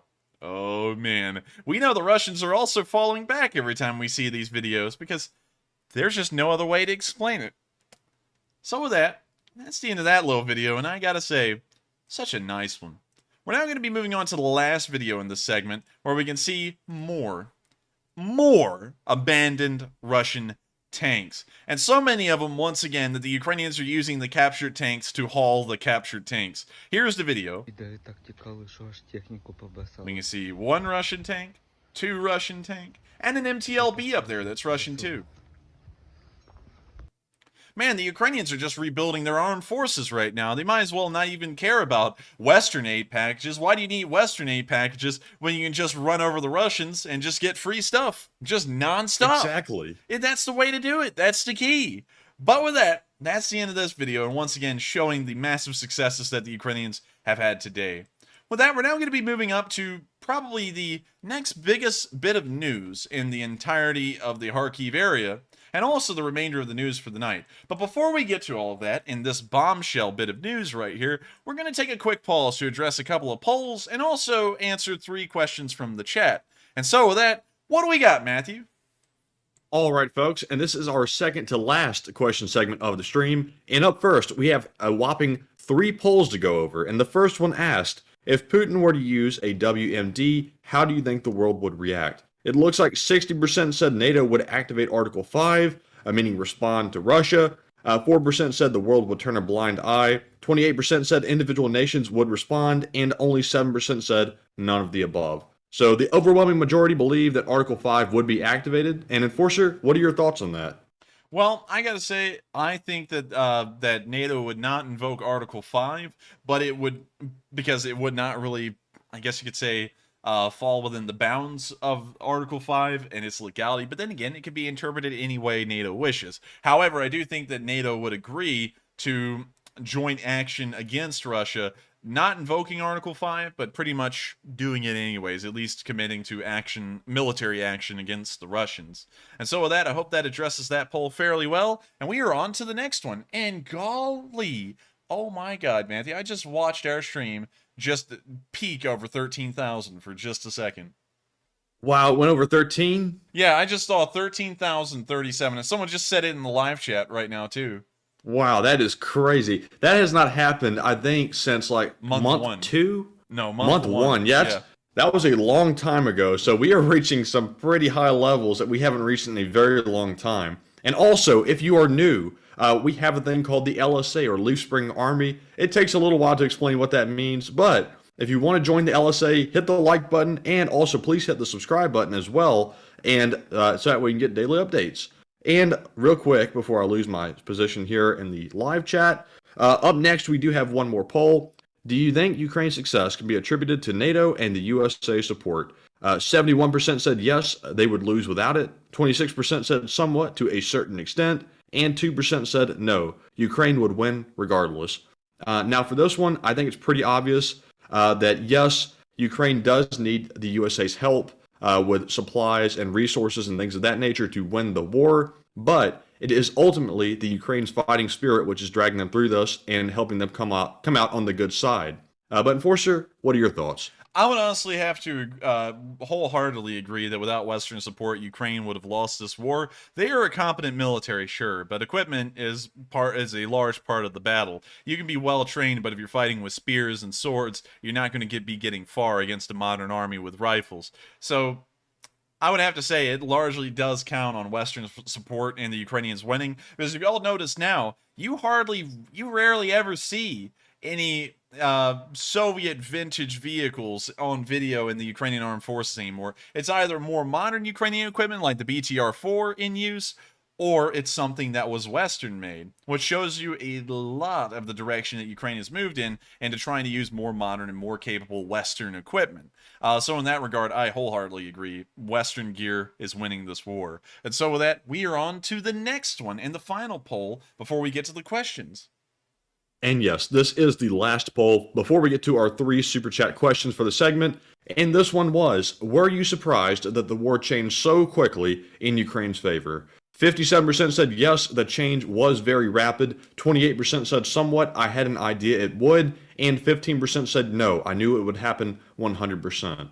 Now, in this one, I've already said it before, I think that it was very surprising to me that this happened so quickly in Ukraine's favor. But I had no doubt Ukraine would come out on the good side, but it happened like within just a few days. It turned around really quickly. But Enforcer, what are your thoughts? I would have to say, I would have to fall in between the 28%. I had an idea it would happen, but I honestly didn't think it'd happen now. I thought it would happen in about a month to a month and a half's worth of time. But it looks like the Ukrainians kind of short-circuited the system and started it off a little bit early, and they're doing perfectly fine. You can't really say that this amount of ground is just nominal. It's more than nominal. It's extraordinary. And so with that, I hope that answers that poll. And with that, we are now on into the questions. All right, and up first for our first Super Chat question, we have a very generous $188 Super Chat from Rope Access Work, a longtime channel legend and supporter, who says, when you fight within the borders of your country, you fight for your family. When you attack another country, you are fighting for the government. And I thank you so much for the support, Rope Access Work, and I do agree with that statement by and large. Wars in the modern world should be fought economically, if anything, and if needed, in a defense only. Attacking another country these days is just looked upon poorly, and there's really no reason to do it in most cases, unless if there is a reason to believe that war is inevitable and you're trying to get a first strike on someone else. That's really the only situation I could see starting a war to make sense. But I do wholeheartedly agree with you, Rope Access Work, that when you're fighting within your own borders, you have a reason to fight. And that, of course, helps to moralize the soldiers and keep them going throughout this war. And so with that, I thank you so much for the massive support, Rope Access Work, and also for being around forever, a member of the LSA Discord Guard, and helping us to just keep this thing on trucking. And so with that, we are on to the next one, and thank you so much once again.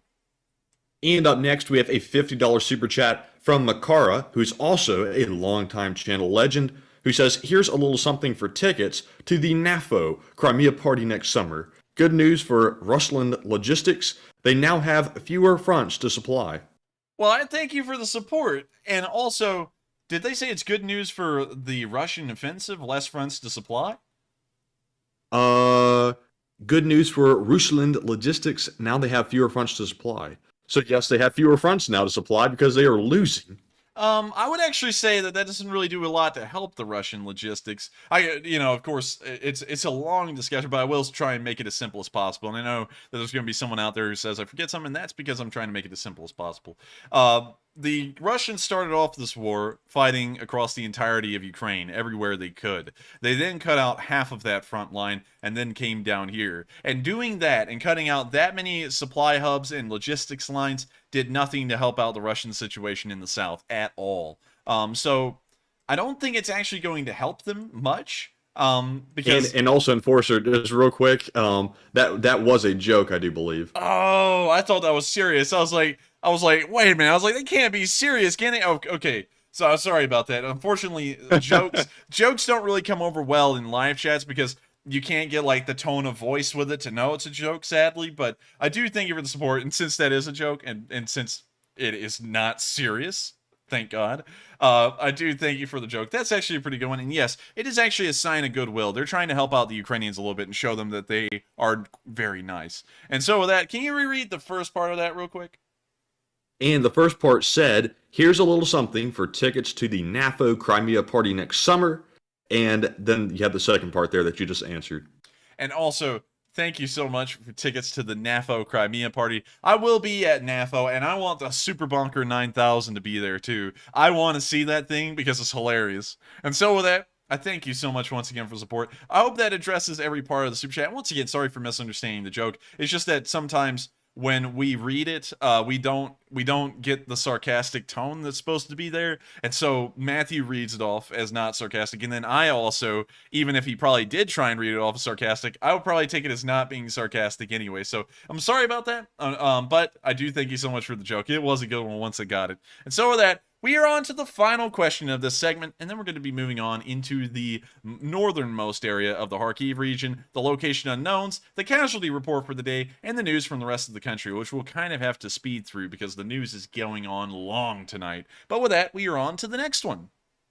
And up next, we have a $35 super chat from Ted Ajuns, who says, YouTube Ukraine war map, 7th of September, has a copy of memo from Russian MOD Finance stating as of August, they have paid death benefits out for 48,758 dead. Have you seen it? It confirms Ukraine NATO death estimates. Unfortunately, I have not seen that.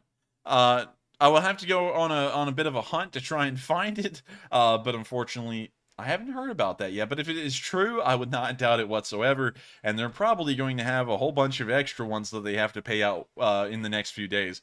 Also, I just want to go back and circle back to this real quick. I was not blaming Matthew for me not understanding its sarcasm. It's just that I don't know, because I think Matthew saw the live chat and then told me what the live chat was saying. It's hard for, I think it may be hard for you, Matthew. I don't know. I think I might be just speaking for you here, but it's hard for me to pick up on sarcasm in super chats because there's no way to inflect tone into wordage. So sorry about that once again. And I didn't want anyone to think I was trying to blame that on Matthew. It's just that when he read it to me, I didn't hear any sarcasm. It also didn't sound sarcastic. It sounded serious. And I was like, what? But anyways, with that. It's all good, Enforcer. Blame it on me. I'm just joking. But was that our last super chat question? It was. And also, I thank you so much for the support. I hope that addressed the comment fairly well. And with that, we're now going to be covering the rest of the news for the night. There is a lot of it. And so with that, we're going to be moving up to the bombshell news. Now, I just want to tell everyone this. I need y'all to get everyone back.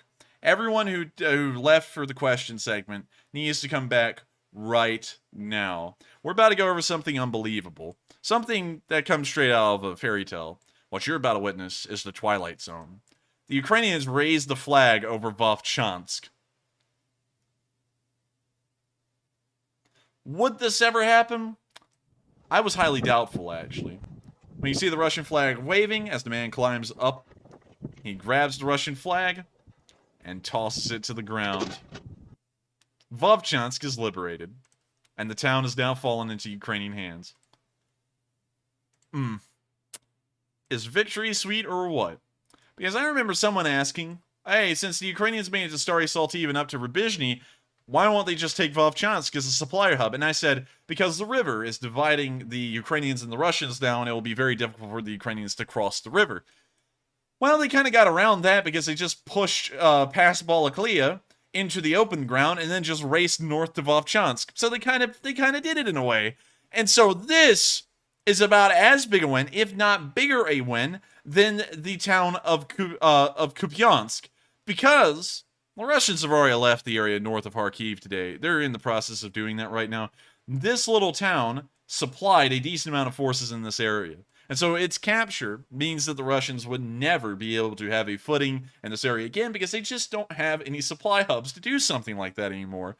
And so with that, I'm now going to be moving out of Vovchansk and towards Kharkiv, where we saw that more Russian equipment was captured in this area as well. Here's the video, and it's like a banquet of equipment. Tanks all over, they're standing by a bus stop.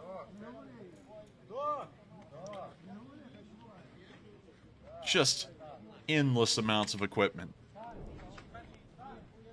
Man. It's beautiful.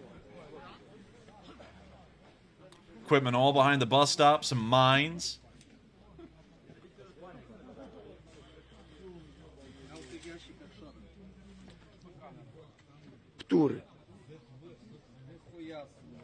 Just look at this! It's like an ammo depot back here.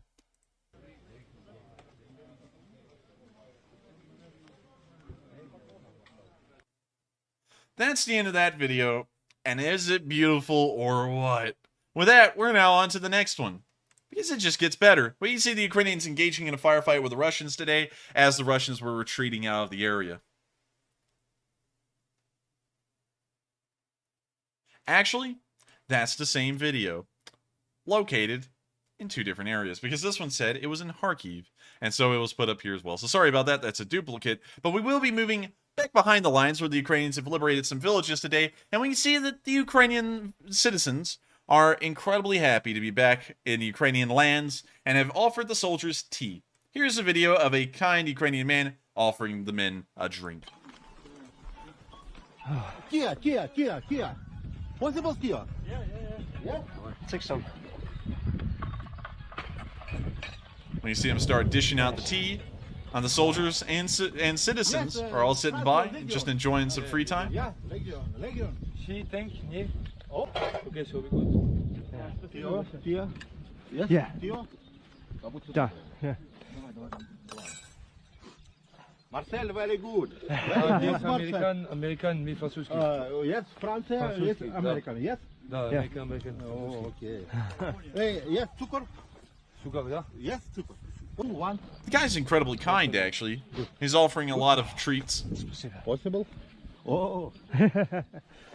Cukor? Possible cukor? Cukor? Yes. Nice. And unfortunately, I see a lot of people saying this video is old. And I was thinking it kind of does look old, but at the same time I was like, maybe the trees are losing their leaves because it's starting to become early fall, but it does kind of look old. So we'll skip over that one. Unfortunately, I think that one slipped the cracks today and made it in, although it may be old. To see loads of people saying it's old. I never saw it though, but I'll take y'all's word for it. With that, we're now moving into the next video where we can see a Russian tank exploding today.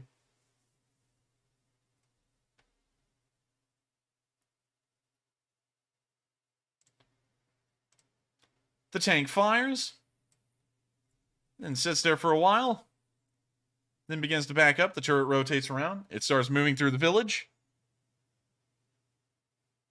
And also, why is our bit rate so low? We now see the T-90 move to a new location and stand by, and now the pieces are clicking together. This is the old video of that T-90 being obliterated about 3 days ago, but it includes some of the parts before and after the tank got hit. So with that, that's also the end of that video, and it looks like most of the videos here just included some extra segments of other stuff, but this one here, actually let me... Before I waste y'all's time, let me make sure real quick. Look through. Yes, this one's brand new. This one is brand new. And so it looks like we had a bad streak here. I got some videos that were either old or seen before or had just had new clips to them. And so here's the video of the Russians after they've retreated out of the Kharkiv area with their remaining equipment left there destroyed.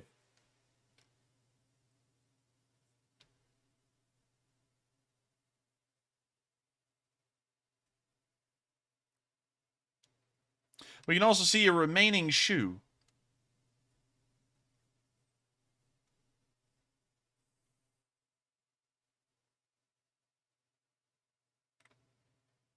We see the Russians have left behind a lot of ordnance. We all like ordnance. We see some ruptured tanks on the back of this truck. And we can see the Ukrainians wave as the soldiers drive by, liberating their village and making sure that they will no longer have to suffer under Russian tyranny. They're now driving by a destroyed VMP-2. Nice little addition to the road. Nice little road feature, I guess you could say.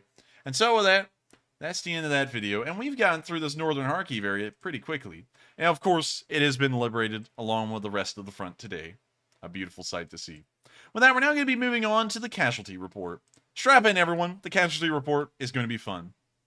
So, We, of course, sourced our casualty report from Kyiv Independent once again. We can see that another 350 Russian troops were killed, 14 tanks knocked out, 9 armored personnel carriers, 22 artillery pieces, 5 MLRSs, 3 anti-aircraft systems, no new planes, a helicopter, 10 UAVs, 27 supply vehicles, and a cruise missile were all destroyed over the past 24 hours. I like it. I like it. Who doesn't like it? Who wants it?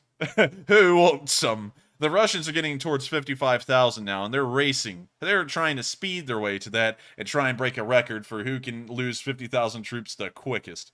With that, we're now going to be moving on from the casualty reports and through our location unknowns. And due to time constraints with how far we're running behind tonight due to the massive amount of news we've had, I won't be able to give a lot of commentary on each of them, but here we go. First, we can see Ukrainians hitting Russian positions.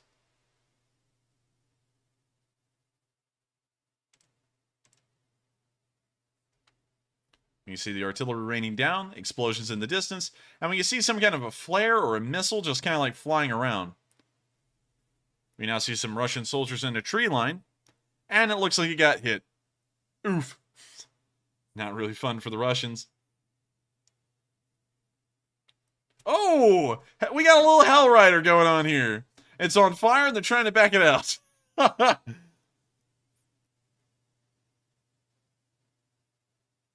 We now see the tanks trying to drive away from this artillery hellhole. But I don't think they're going to get out of here unscathed yet. With that, that's the end of the video. It's great to see that more Russian vehicles are being knocked out. With that, we've got a pretty interesting video here. All I put in the caption was, whoa.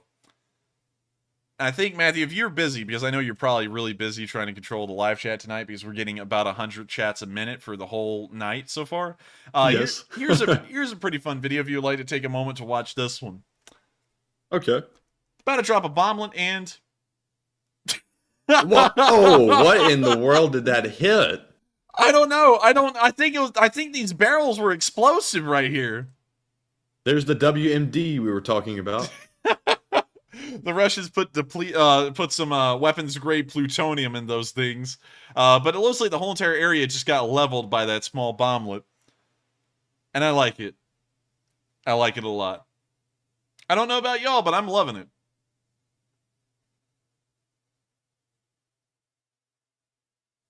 Yeah, there's not a lot left of that place. It, in fact, flattened the whole tree line.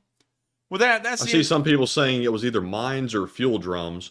And it must have been mines, because that was a humongous explosion. Yeah, it must have been mines, because that blew up like a small atomic bomb. With that, we're now going to be moving on to our next bit of film, where we can see some fun times being had by the Ukrainians.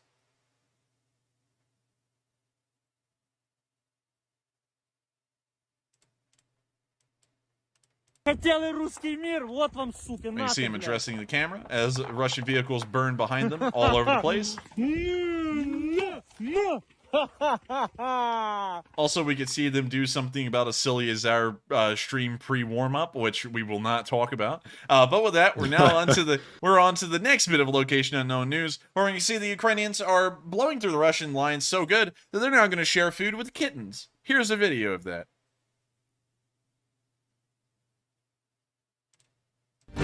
Oh, gotta mute that. Oh. Oof. We see the kittens are kind of scared, but they are getting that sosog. Here we can see the normal Ukrainian wildlife. Oh, I can't do the voice anymore. My voice has gotten too hyped, and I've lost, like, that range so far tonight. Sorry about that. When we see the kittens enjoying some Vienna sausages.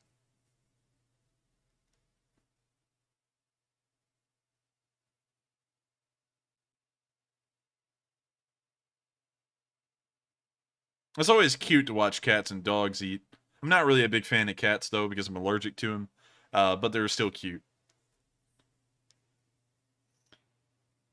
And it's good to see that Ukrainians are caring for them and also getting a little bit to eat themselves.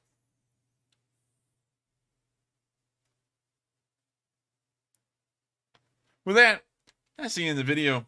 And it's nice to see that the Ukrainians are taking care of the kittens as they go along. With that, we can see that the Ukrainians shot down an Su-34 today, and its remnants were scattered about the ground. Here's the video. You see the Ukrainian walking into the woods. And seeing a bit of pieces, Reese's pieces, scattered across the ground. We can now see the remains of the Su-34.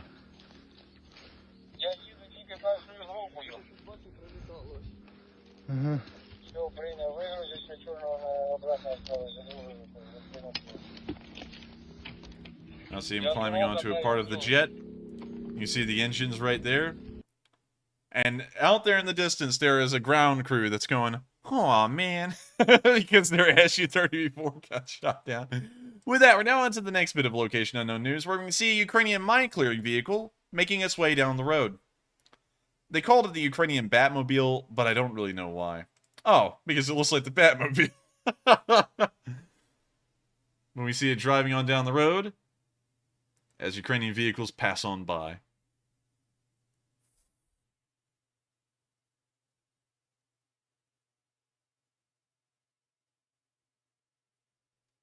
That's the end of that video, and we're now going to move on to our last bit of Location Unknown news, where we can see that the Russians are now doing a 2-for-1 deal. They already know that the Russians are going to die out there on the front lines. That's a certainty. Well, the problem is that logistically, it's difficult to get the coffins to them, or it's difficult to get the Russians to the coffins. So what do? Well, they start telling the Russians to make their defensive fortifications out of coffins. And so you can see in this video, the Russians made a pillbox out of coffins and ammo boxes. Дивитесь. Ящики з БК та гроби, блядь. Ось отак вони укріпляються. Гробами. Вон ще гроби, блядь. And even more of them. The Russians are really starting to think now, but not in the right ways. With that, that's the end of the video, and we're now going to be moving out of our Location Unknowns and to the rest of the news around the rest of the country, which we'll have to blow through real quick. I'm going to make a blanket statement here so that way I can get through these videos quickly. Nothing has happened of significant scale anywhere across the front lines today. It's all largely remained stable outside of the area where the Ukrainians are just moving wherever they want. Moving on down towards the Soledar area, we saw that the Russians are trying to flee, and they got hit by Ukrainian artillery.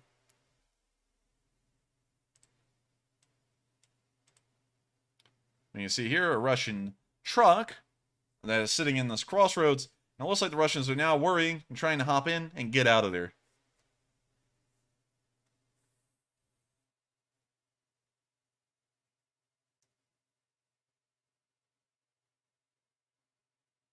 We now see that they've finally gotten into the car, probably in just enough time for the next shell to hit them.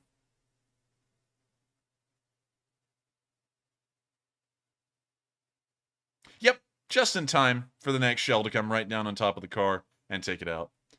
We're now going to stop the video here because from here it can only get worse, at least in terms of what YouTube would allow me to show.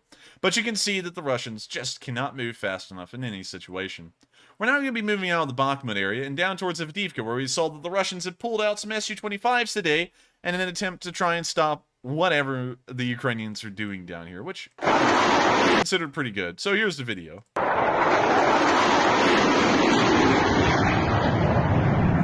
That's just not enough to stop the Ukrainians anymore. We're now moving on into the next bit of news, and oh, what's this? The leader of the DPR resigned today? What? Is he jumping ship too?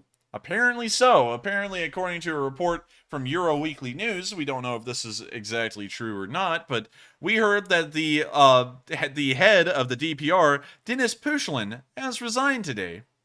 We'll be trying to get an official report on that in the future, but if this is true, it looks like a lot of Putin's little yes-men are starting to jump ship. First, it was Ramzan Kadyrov, done. And now it's also the head of the DPR.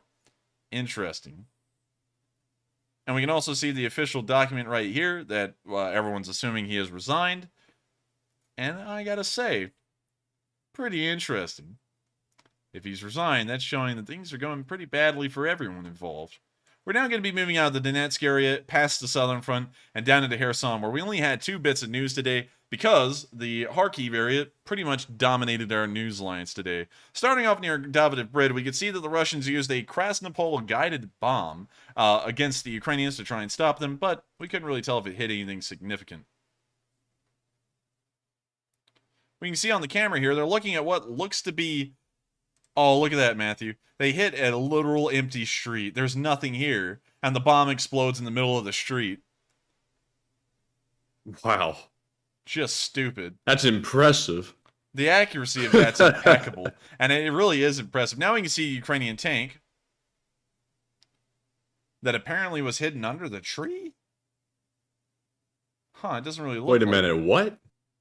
Apparently there's a Ukrainian tank hidden under that tree. It looks like it may have been a T-64BV. Must have a cloaking device on it. Apparently, because I didn't see it in the first clip. And it doesn't really look like it was smoking much either, did it? It just kind of was sitting there. But with that, that's the end of the video. And we're now going to be moving on into the next one, where you can see that the Ukrainians, of course, they don't really care about a single tank maybe getting hit. They're going to obliterate the Russian tanks wherever they can. So here's the 123rd Territorial Defense Brigade knocking out a Russian T-72B3. Boom goes the dynamite. Fire immediately begins on the engine bay. They drop another.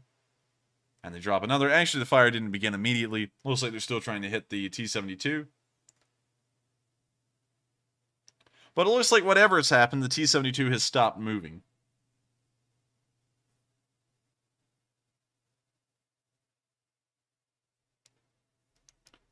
You now see that the bomblets are starting to appear to cause some damage, and that's the end of the video. So with that, we have now covered all of the news from Ukraine today and all of the unbelievable business that's happened in the Kharkiv area. And so, it's now time to wrap up our news segment for the night with a speech from President Volodymyr Zelenskyy. So, without further ado, here is President Zelensky's address on day 200 of the war. So let me get these subtitles up. Let me throw that up there. Let me try and throw that over here. And there we go. Here we go. Українки. Перш за все, я хочу сьогодні привітати два наших міста, прекрасних, міцних міста, з їхнім днем. Лиман і Дніпро. Лиман, Донецька область, ще чекає на наш прапор, і це неминуче. Україна завжди повертається, ми це добре демонструємо. Уся Донеччина буде вільною, буде знову у безпеці і щасливою, як це і має бути в Україні, має бути всюди на нашій землі. Збройні сили України та усі, хто захищає нашу державу, сили спеціальних операцій, наша розвідка, спецслужби, Нацгвардія, поліція повертають мир кожному куточку нашої держави, куди Росія принесла тільки горе і страждання. Мир буде, мир йде разом з українським прапором, разом з нашими оборонцями. Дорогі дніпряни, ваше місто із 2014 року, із 24 лютого зробило для української оборони стільки, що історія нашої перемоги – це одночасно історія Дніпра. Це абсолютно заслужено. Здоров'я і життя тисяч українських воїнів врятовано в Дніпрі. Сотні тисяч українців отримали прихисток і допомогу у Дніпрі за роки війни. Фронт завжди відчував і відчуває підтримку дніпрян. Я дякую вам всім за це. Бажаю вам всім, як і усім нам, українцям, всім одного, якнайшвидшої перемоги. Провів сьогодні ставку Верховного Головнокомандувача, були доповіді щодо ситуації на передовій від командувачів оперативних напрямків. Прийняли необхідне рішення, обговорили питання забезпечення наших військових, заслухали доповідь міністра оборони Резнікова щодо результатів засідання у форматі Рамштайну. Дякую партнерам за підтримку. Рух наших воїнів на різних напрямках фронту продовжується. На цей час в рамках активних дій від початку вересня вже звільнено близько 2000 кілометрів нашої території. Російська армія цими днями демонструє найкраще, що вміє. Показує спину. І зрештою це непоганий вибір для них втікати. Окупантам в Україні місця немає і не буде. Проте я наголошую ще раз, якщо хтось з російських військових, силовиків боїться зараз повертатися в Росію, ми гарантуємо кожному, хто буде затриманий нашими воїнами, поводження згідно Женевськими конвенціями. Говорив сьогодні з президентом Франції Макроном, поінформував його про нашу активність на фронті, про подальші перспективи, предметно обговорили російські провокації на Запорізькій АЕС і необхідність негайної демілітаризації станції, негайного виходу російських військових звідти. Говорили з паном президентом і про посилення оборонної підтримки нашої держави, про посилення тиску на Росію, зокрема про санкційний тиск, про візові обмеження для громадян Російської Федерації. В розвиток вчорашніх домовленостей з головою уряду Польщі Моравецьким Я провів, як і обіцяв йому, нараду щодо питань підтримки наших польських братів протягом цієї осені і зими нашої енергетичної співпраці з Польщею. Доручив прискорити реконструкцію лінії електропередачі від Хмельницької АЕС до польського міста Жешов, першого міста рятівника. Дякуємо тобі, Жешову. Нагадую, що це особливе звання було присвоєно Жешову ще навесні за надзвичайну можливість постачання Польщі терміново 100 тисяч тонн енергетичного вугілля вже зараз. Ми маємо на цей час достатні обсяги для себе, можемо допомогти нашим братям підготуватися до цієї зими. Привітав сьогодні делегацію британських парламентарів, які прибули в Київ. Відбулись їхні переговори з керівником Офісу Андрієм Єрмаком. Дуже змістовні. Серед найважливішого безпекові гарантії для України, наша взаємодія з Британією, а також можливості нашої координації у таких регіонах, як, наприклад, Латинська Америка. Маємо і надалі розширювати нашу антивоєнну коаліцію. Дуже цікава, корисна зустріч була сьогодні, до речі, з Тімоті Снайдером, відомим істориком, професором Єльського університету, дійсно великим другом України. Пан Снайдер зробив дуже багато для того, щоб нашу Україну, наших людей, нашу історію у світі знали і, що важливо, розуміли. Його книжки добре відомі українським і світовим читачам, і невдовзі буде ще одна книга, він готує її зараз. Був радий поділитися деякими спогадами і про 24 лютого, і про події попереднього часу. Обговорили природу російської агресії, пропаганди і того зла, яке творять окупанти. Вони обов'язково будуть відповідати за все, що наробили на нашій українській землі. Я дякую сьогодні бійцям 15-го Слов'янського полку Національної гвардії України, які відзначились на Харківському напрямку, молодці. Я дякую за убезпечення ситуації в Балаклії воїнам 214-го окремого стрілецького батальйону, які разом з підрозділами Головного управління розвідки сил спеціальних операцій, спецпризначенцями Нацгвардії, поліцією повернули повний контроль у місто. Дякую всім нашим захисникам, захисницям, які зробили цими тижнями ще відчутніше наближення головного, що нам треба, нашої перемоги. Слава Україні! And with that, that is the end of the speech from President Zelenskyy here on day 200 of the war in Ukraine. And that concludes our news segment for the night. And boy, what a news segment has it been. 200 days of war, 24 hours each day for 200 days straight since February 24th, has brought us to this day, all together at the same time, all 10,000 of you, here to watch this news.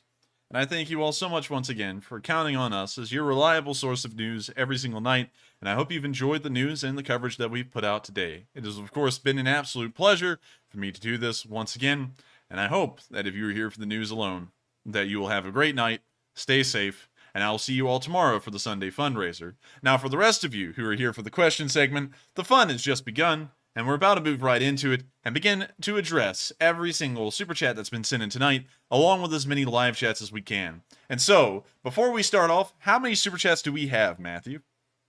All right, folks. So before we move into our final question segment, I am happy to report that after all that busyness, we are now up to 90 super chats, which is a channel record, and 40 live chat questions. It has been a hell of a night for me. Quite exciting, too. It's been a challenge to keep up. And real quick, let me get rid of a troll. Bot be gone. Open up a whole new pack of that. But thank you so much to everyone for your support. And if you're new, it's good to have you. And if you've been around forever, as you know, it's crazy around here on these nights. And also, tomorrow is going to be even crazier with Operator Starsky on our charity fundraiser. So be sure to tune into that as well. But Enforcer, we do have one poll to go over after you say what you're going to say there. Yes, and I'm actually going to have to do this incredibly early tonight. Considering we have 90 super chats, I would like to share some math with y'all that we do behind the scenes. If I give each one of these super chats exactly a minute's worth of time, this stream is going to go on for a whole hour and 30 minutes extra, and then on top of that, we have to spend about another 30 minutes or so addressing live chat questions. And so for the first time ever, we're going to have to throw a cap onto the super chats right now. I thank you all so much for supporting this channel. Of course, it means a load to us that y'all enjoy this channel and want to help it to keep on running. But due to the volume of super chats we've had tonight, we won't be able to take any more because we probably wouldn't be able to answer them. And so, if you do want to send in support to this channel, please make sure to send it in a super chat tomorrow. Well, not tomorrow. Tomorrow's the fundraiser. Well, you know, fundraising's good enough too. So just save your support for the fundraiser. Or come back on Tuesday when the stream goes back on air again and support us then. Because, of course, that helps us out a great deal, helps the channel to keep on running, and I would love to address your question, and if you would like to support us, I would love to make sure to be able to address your question and have the time to. And so with that, thank you all so much once again for the support, and we're now about to move into the poll real quick, which I hate to say, Matthew, but we're probably going to have to speed through the polls to get to the questions. So we only have one poll to go over, and the question was, are you going to attend our Ukraine charity fundraiser tomorrow on stream with none other than Operator Starsky? 80% said, yes, I will be here, Slava Ukraine. 18% said, I can't make it, sadly. And only 2% said, this will be my first fundraiser. So very interesting results. And Enforcer, do you have anything to weigh in on that? I hope y'all are here tomorrow, because if Operator Starsky can come on, it's going to be a blowout, because we're getting more viewers now than we've ever gotten since the first month of this war, and so I hope that this fundraiser is able to go to unbelievable bounds. And so with that, I hope that does address the poll, and we're now on to the questions.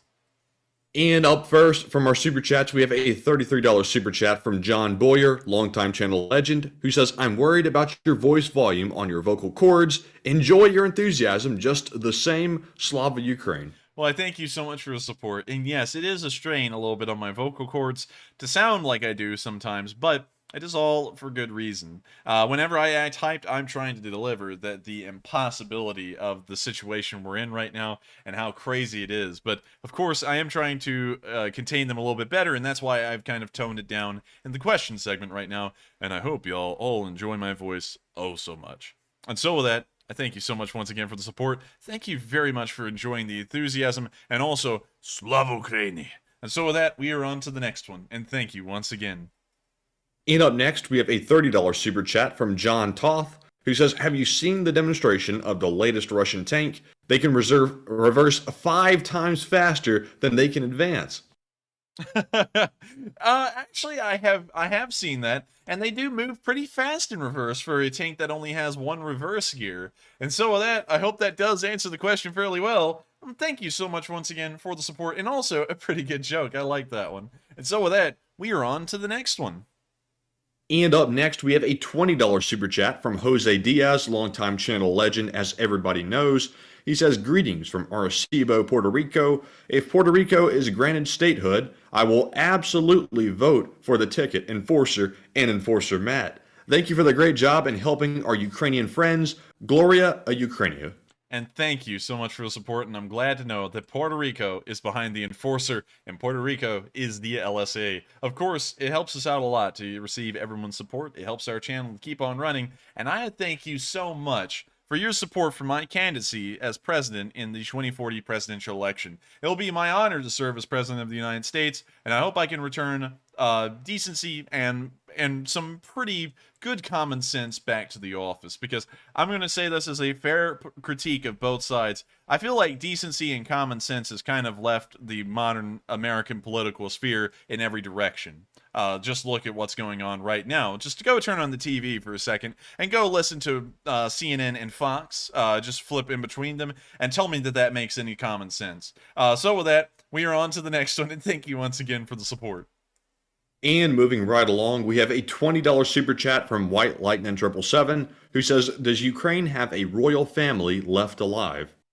Ukraine does not have a royal family. I don't think they ever really did have one. If they did, I don't know about it, unfortunately. And if they didn't, they don't have one now. There's a lot of countries in Europe, surprisingly enough, Matthew, that have royal families. There's actually the Swedes, there's the Norwegians, there's the Danish, the Netherlands, I believe. Belgium may have a royal family. Spain has one. Portugal has one. It's just that they're not as known as the British. The British are the #1 undisputed champions of having the most famous royal family in the world, and they've done a very good job keeping up a reputation and a high publicity.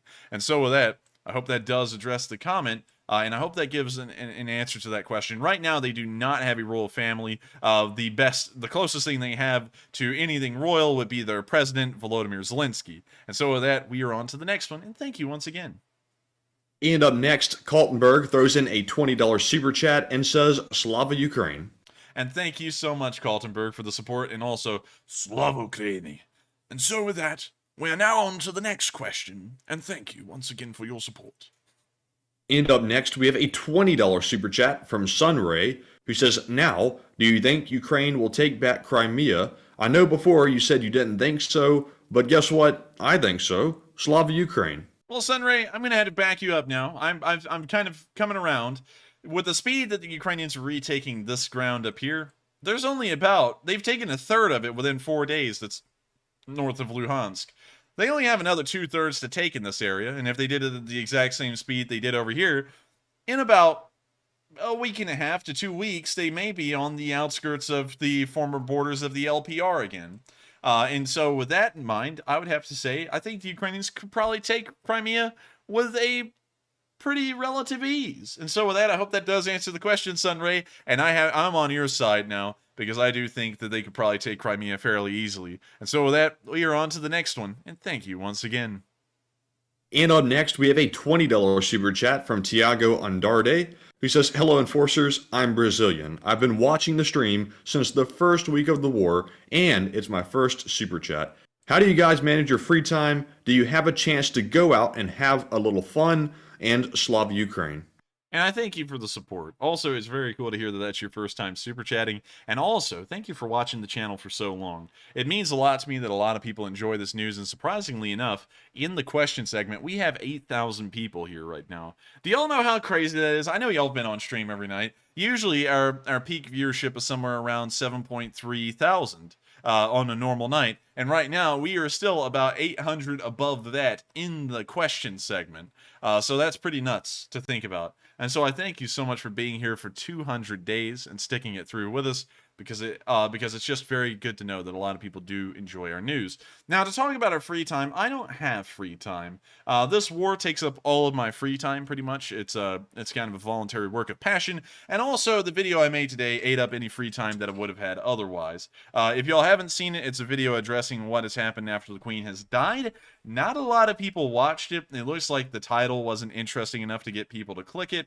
And so if y'all would like to take a look at the video, I highly suggest it, because I spent a lot of time making that video today, and I was like, oh man, I was like, no one wanted to watch it. And it was a topic I thought a lot of people would be interested in. But with that, I thank you so much for the support. I hope that does answer the question, and the answer is I don't really have free time. And so with that, we are on to the next one, and thank you once again. And next up, Krister Peterson puts in a $20 donation and says, like Kaltenberg, Slava Ukraine. And also, Slava Ukraini.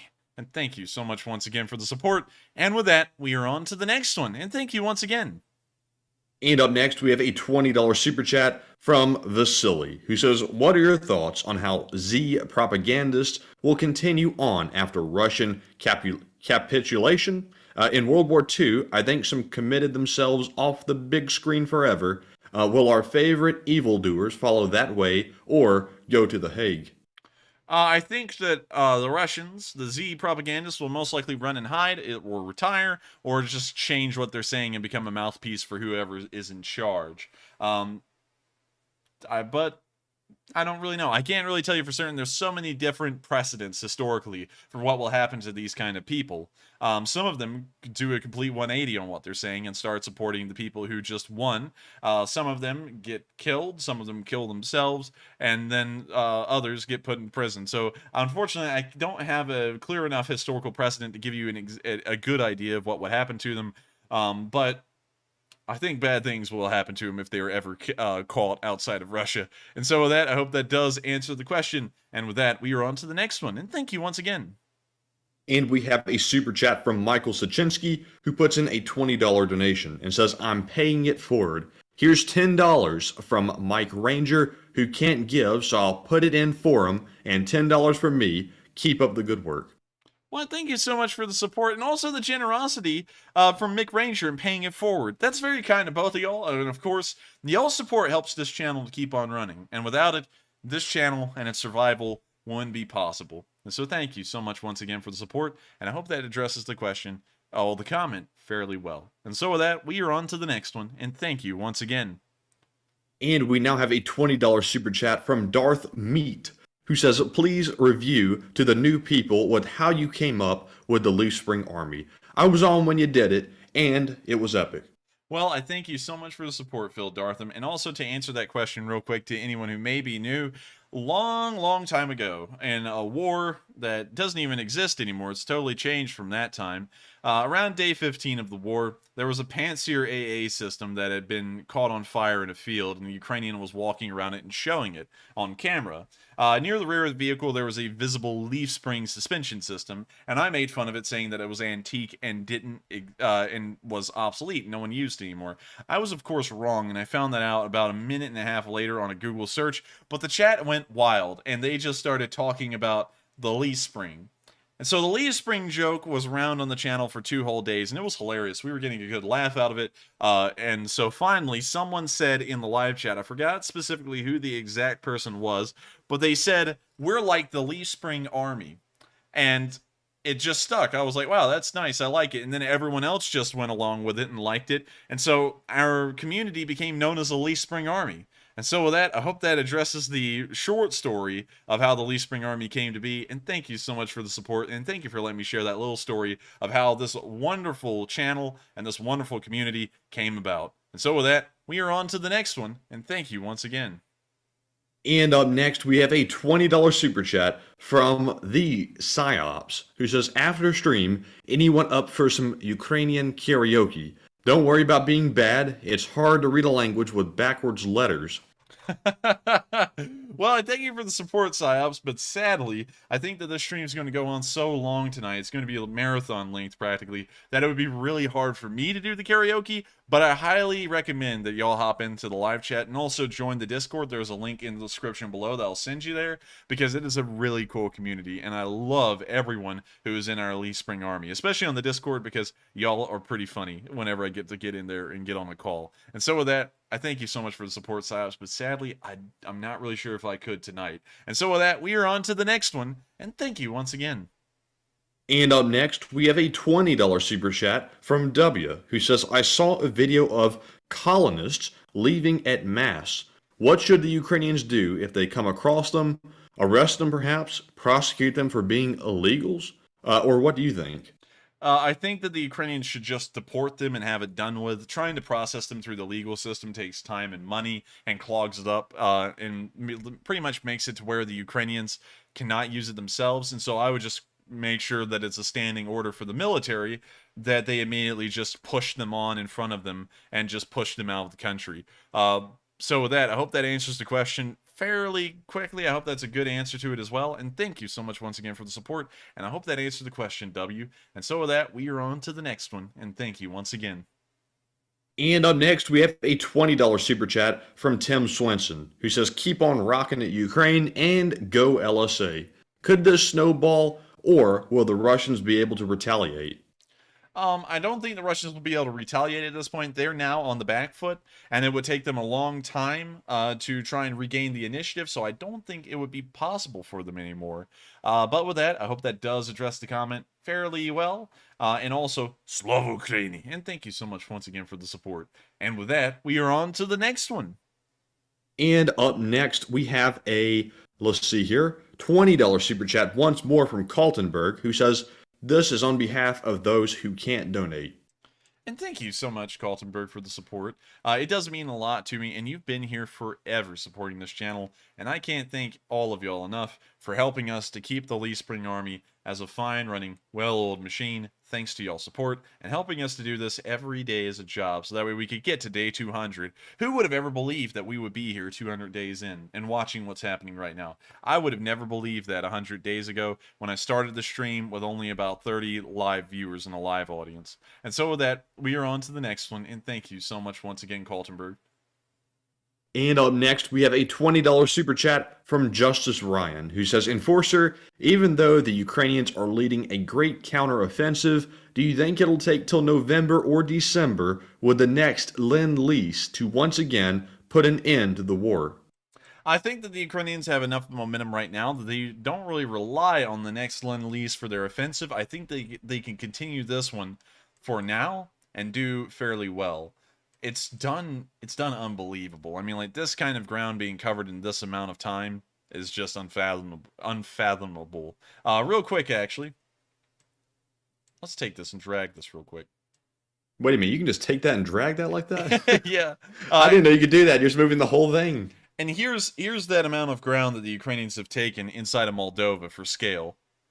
Quite a big amount of ground. We're going to move it over to France.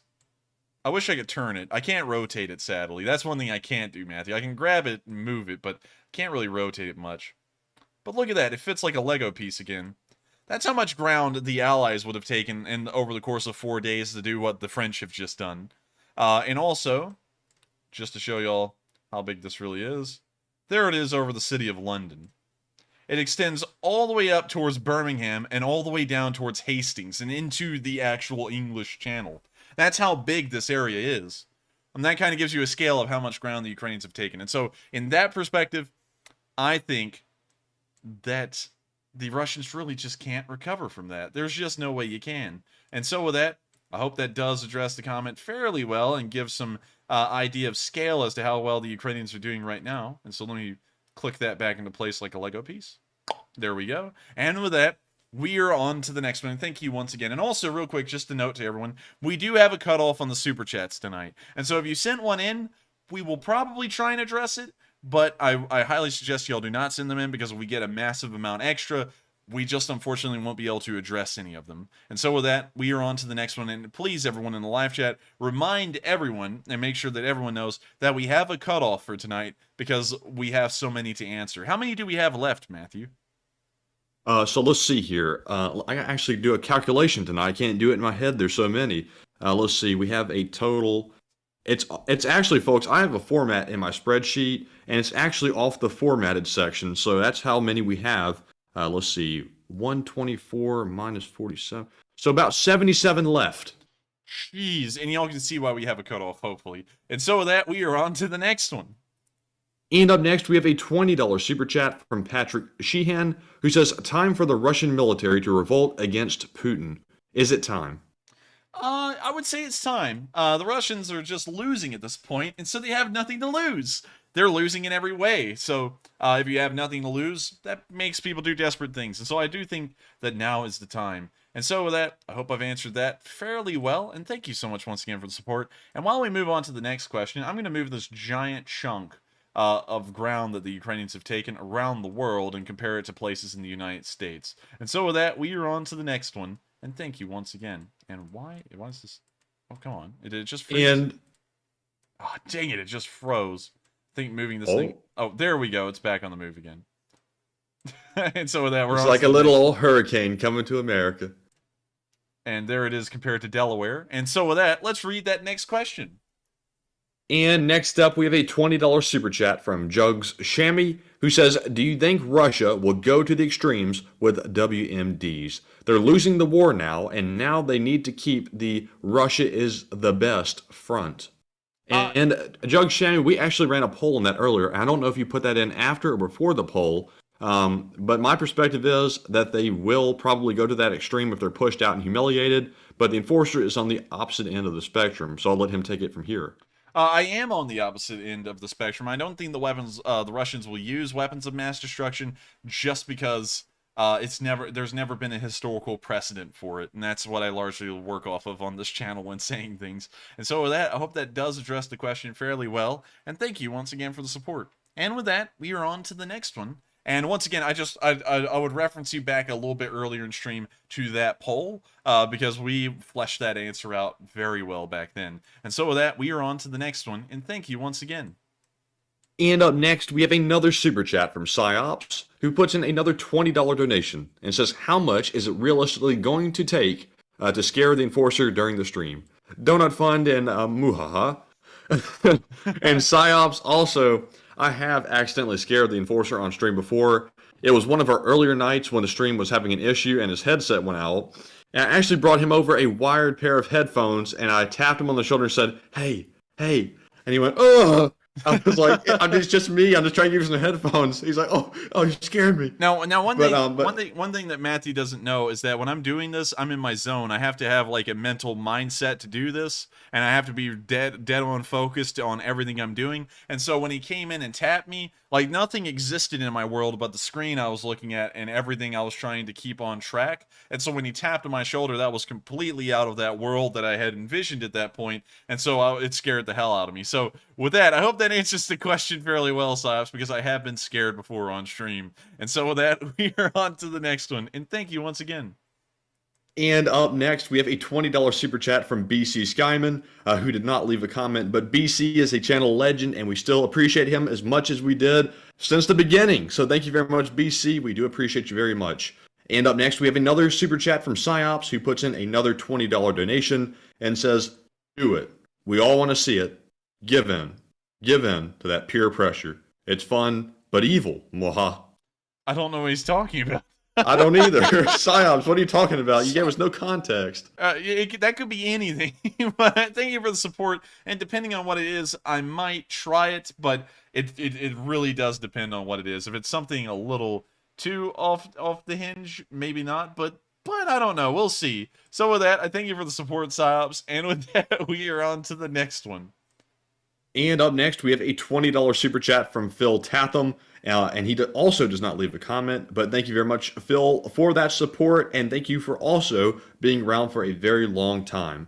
And up next, we have a $20 super chat from See You on YouTube, who says it is pronounced See You on YouTube. And I'm glad to know I got it right. He says, I love hearing the excited news delivery from the Enforcer and Enforcer Matt.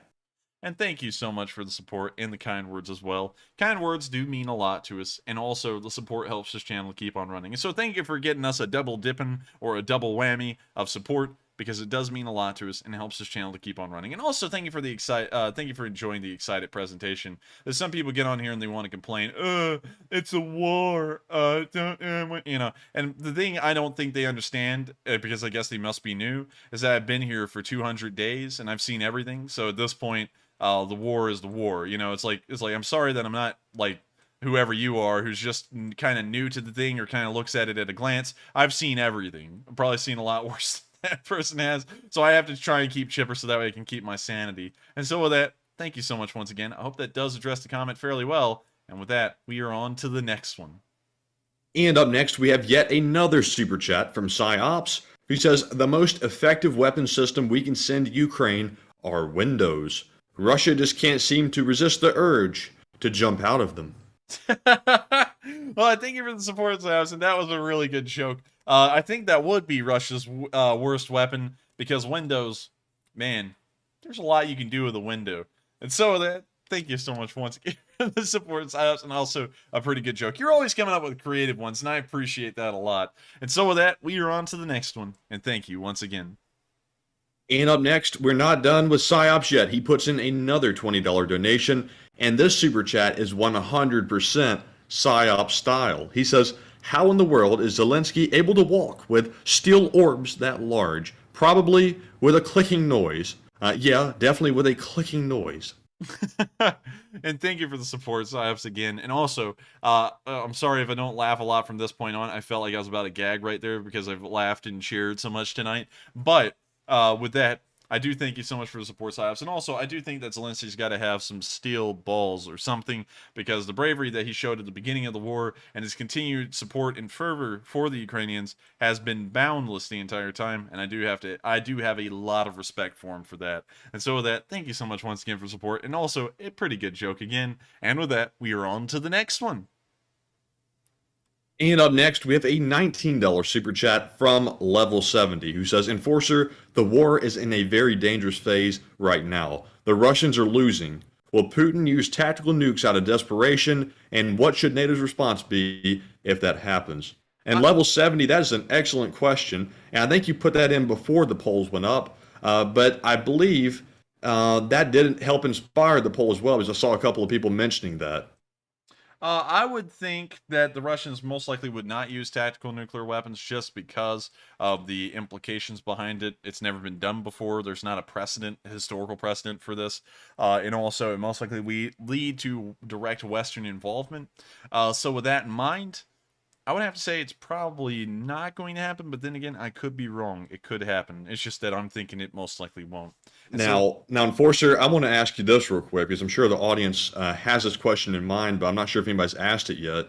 Isn't it possible, instead of them actually launching a legitimate nuke from Russia, that they simply attack the power plant and cause it to have a meltdown, which in effect has about the same effect as a nuclear missile being fired? Well, actually, I'd say the nuclear power plant's a lot worse, because unlike a nuclear bomb, which has a very quick, rapid dispersion of energy and radiation, which then dissipates within days or weeks, that nuclear power plant can emit so much radiation over a week that it will turn areas into uninhabitable zones, like we see in the Chernobyl area. Because if you notice this is always something very important to point out. If you look at the Chernobyl area, there's an exclusion zone, a radiological zone. If you go to Japan near Fukushima, there's a radiological zone there as well. However, if you go down to Hiroshima or Nagasaki, those towns have entirely rebuilt themselves. Here's Nagasaki, right here. Nuclear bomb, flatten the whole thing in the middle. It's rebuilt today. It looks like nothing ever happened. Go up to Hiroshima. Once again, same thing. Completely rebuilt. Looks like nothing ever happened. The only remnant there is this one building. Let me try and find it.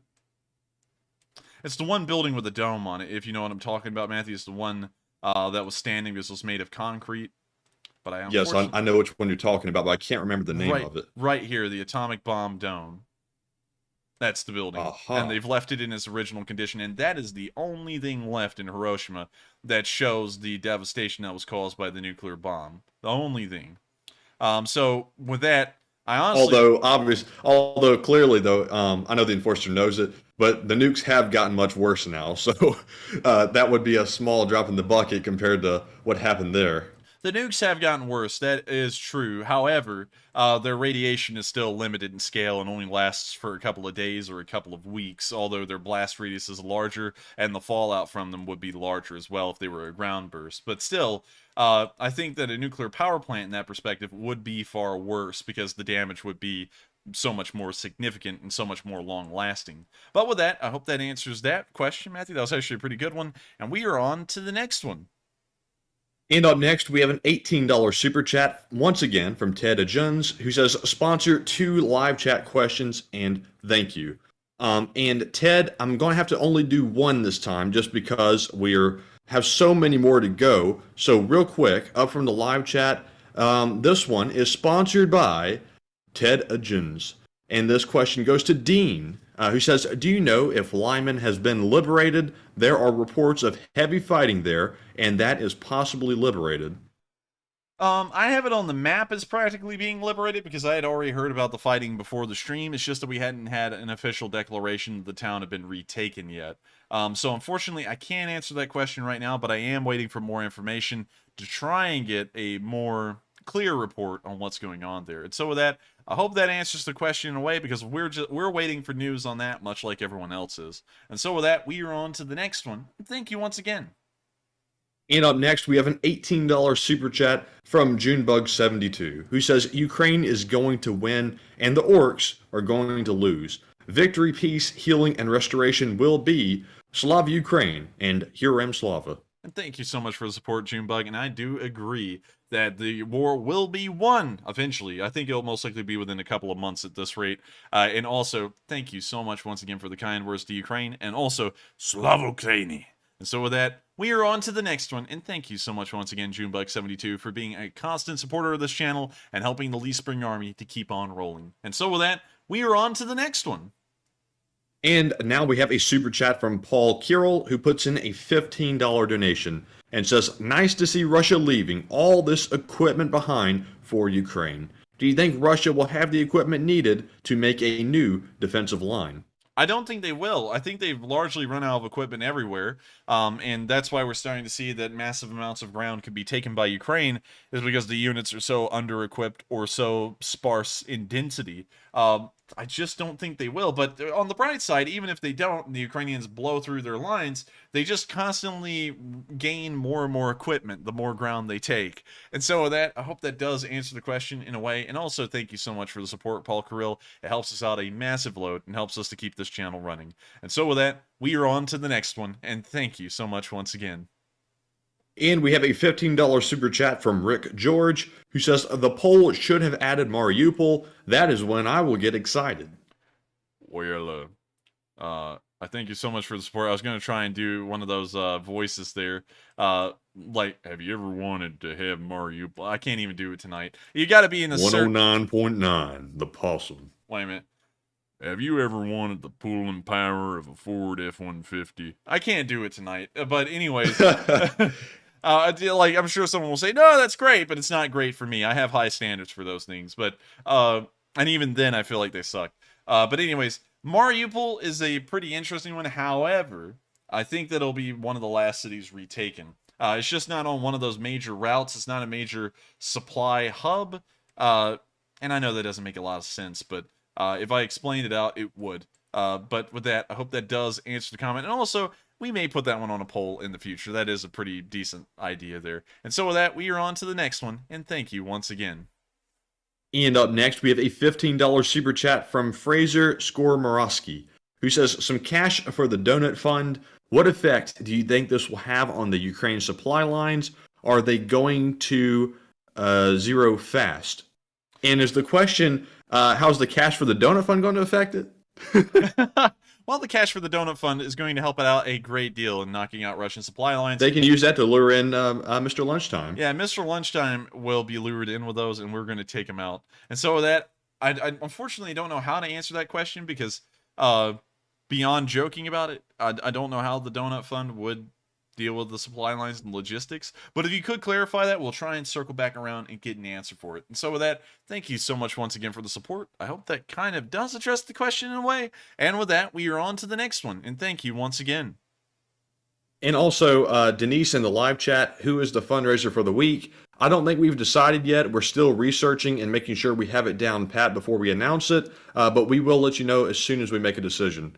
And up next, we have a $15 super chat from Michael McKay Blair, who does not leave a comment. But thank you very much, Michael, for your support, and we appreciate you helping to keep us running.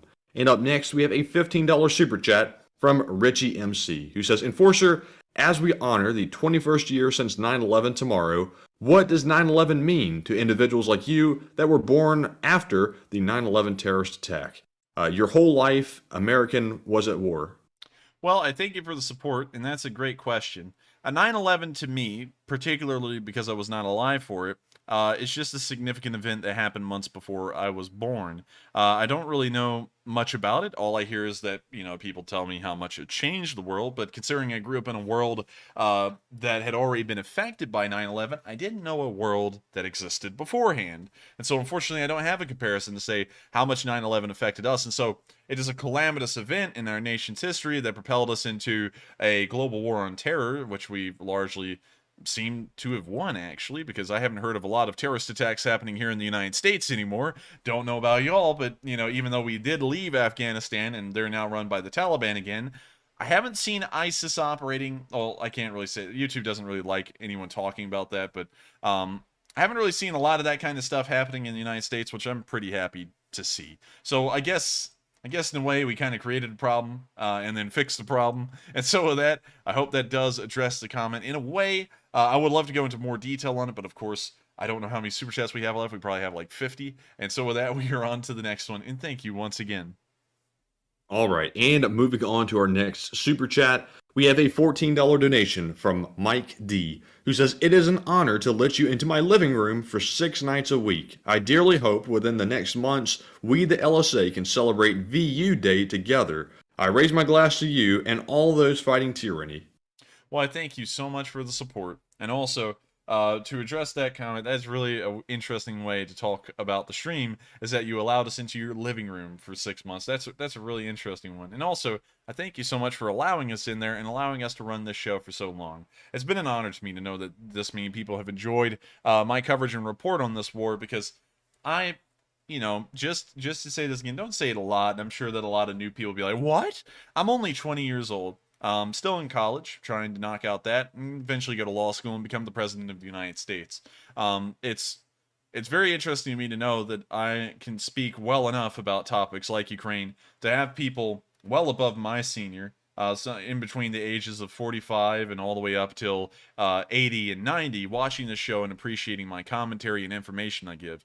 It's a high honor, and it's something that I don't even know how to appreciate, really, to think that I'm able to say stuff that people far older than me can listen to and appreciate. It's something interesting to me, and I've just got to say, it's just been an honor to be in that position, really. It's really hard to process. But with that, can you reread the last part of that super chat, Matthew, so that way I can make sure to address it? Yes. And also, folks, just real quick, I want to make a reminder, because I feel really bad that we can't read them off, because we have so many super chats. We're going to be here probably until 1 o'clock with what we have right now, or maybe later. We do appreciate everyone's support, but sadly, we're not going to be able to read them off from this point forward, or otherwise we'll be going probably until, like, I don't know, 3 o'clock in the morning. But anyways, back to that question. He says, "I dearly hope within the next few months that the LSA can celebrate VU Day together." And also, I do hope so as well. But one thing I've been thinking, one thing that's always permeated in the back of Matthew and my head, especially my head, is now seeing how much ground the Ukrainians have taken. My whole life for the past 200 days has been Ukraine, and I don't know what I'm going to do when they win. I've always I've always wanted them to win. That's been my whole thing since the start, and I believed in it 100%. And now I'm watching it happen, and now it's a realization to me. This war will end. It's going to end soon. And I'm wondering how many of y'all will stick around and enjoy everything else we do, because we'll have to move on from Ukraine once this war ends. We'll have to start covering world news or topics that interest me that I'll be making videos on. I hope y'all stick around and continue to be members of the Lee Spring Army, because I hope that we can only become better from here, and that the war of Ukraine was an excellent beginning to what will become an amazing channel, and also an amazing thing. And so with that, I hope that does address the comment fairly well, and thank you so much once again for the support. And with that, we are on to the next one. And also, can I get a count on how many super chats we have left? So let's see here. Let's see. We have 125. 125 minus, let's see, 65. We have 60 left.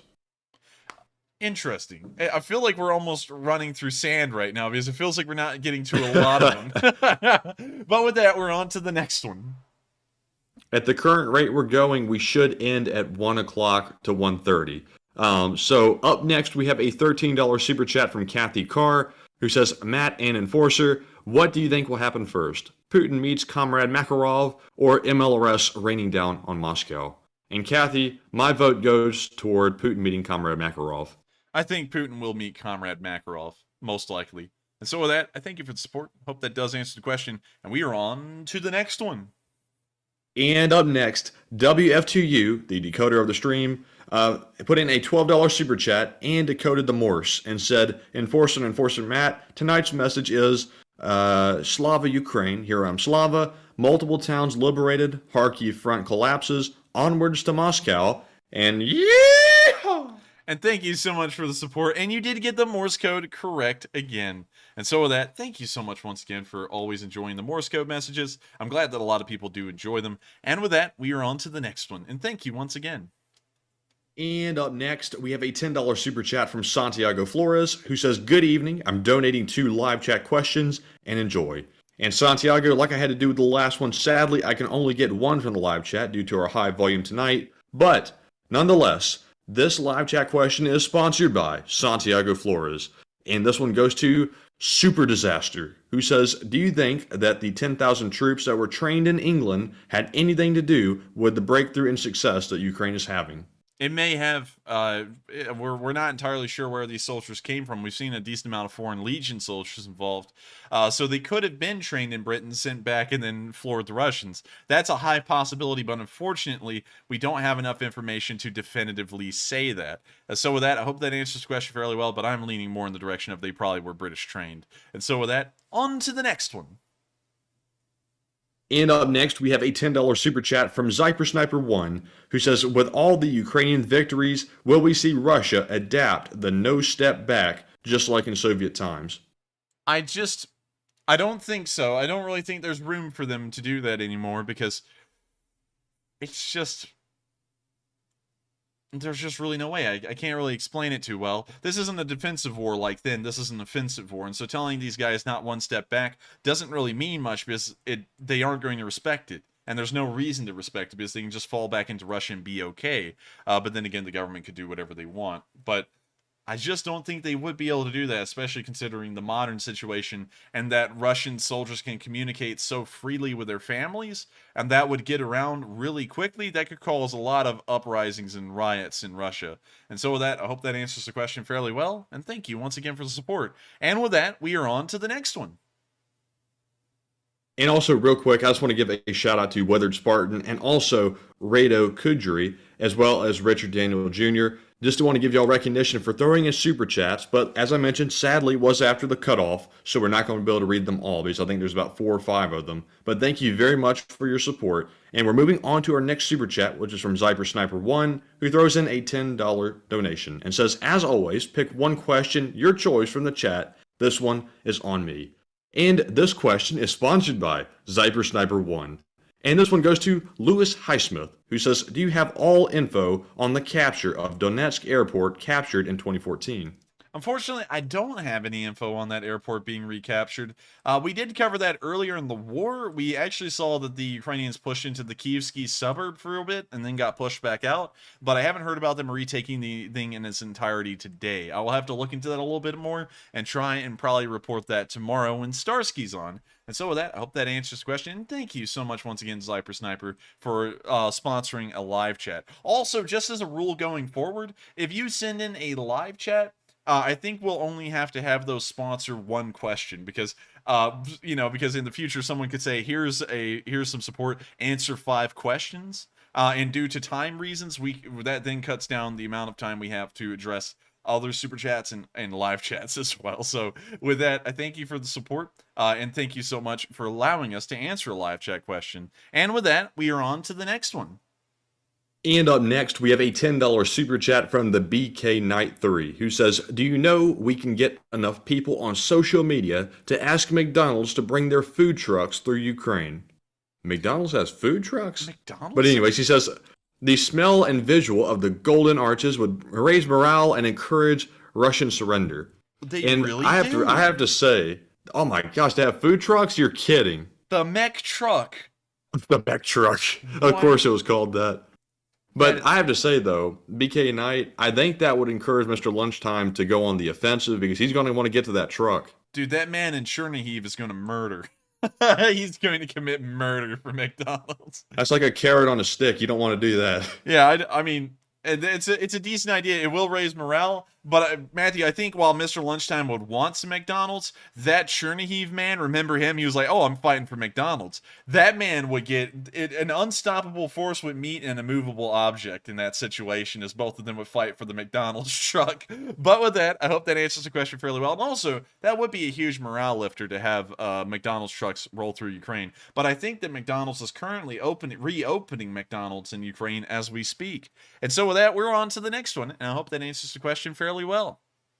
And up next, we have a $10 super chat from the NAFO Alliance. Superbonker 9000 puts in a super chat and says, Russian troops retreat victoriously.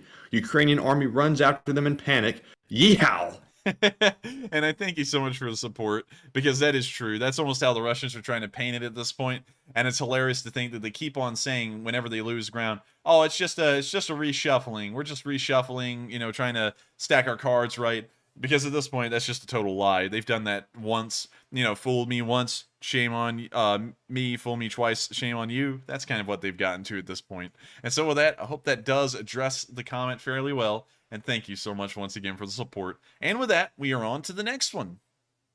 And up next, a big shout out to WL for putting in a $10 donation, but without a comment. But WL, we do appreciate your support, and thank you for helping to keep us going.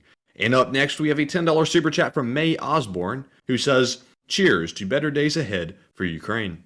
And also, cheers to the better days ahead. And thank you so much, Osborne, for the support. It helps us out a massive deal and helps us to keep this thing on running. And so with that, we are on to the next one. And thank you so much once again. And up next, we have a $10 super chat from Kuryakin, who says, Russian hypocrisy, always blaming the support of the West when they have supported every enemy of the West with massive lethal aid to kill U.S. and Western soldiers since World War II. And that is actually very true, and it's very hypocritical of them to complain about it, because they've done it. You can't really complain about things you've done before, because it's pretty much fair game at that point. And so with that, I thank you for the support, and also pointing out the hypocrisy. It once again shows the Russians are just full of it. And with that, we are on to the next one, and thank you so much once again for the support.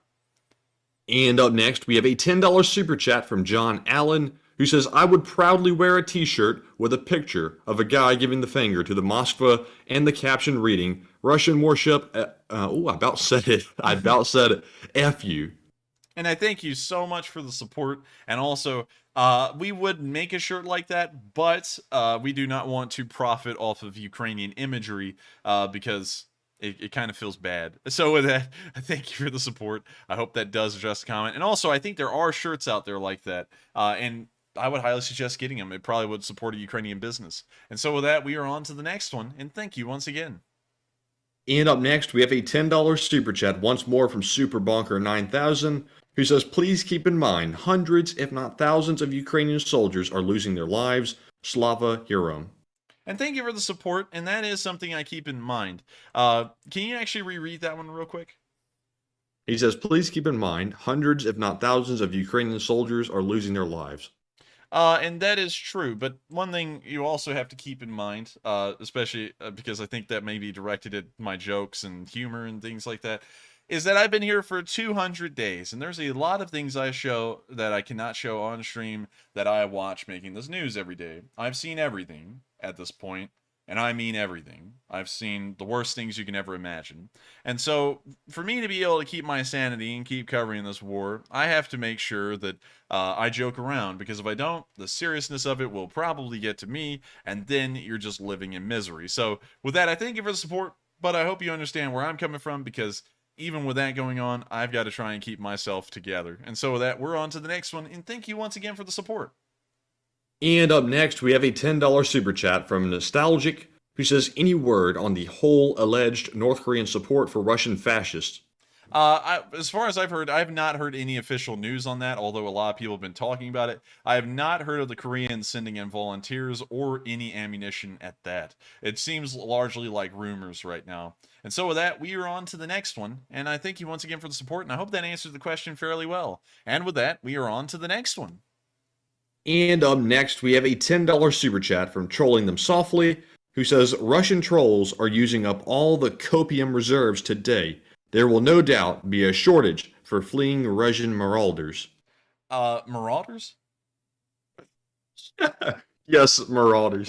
You said marauders. Marauders. I was like, what's a marauder? But I do thank you for the support. And also, they are using up the copium reserves. They got a lot of oil, but they don't have a lot of copium. And I think that they're starting to run out of that pretty quickly, especially with the amount of ground that the Ukrainians are gaining. It's just drying up those reserves. And we can even see that the Russian propagandists on TV are starting to sweat pretty heavily, which tells you that even they know it's a bad situation, but they're trying to put on a face for the public.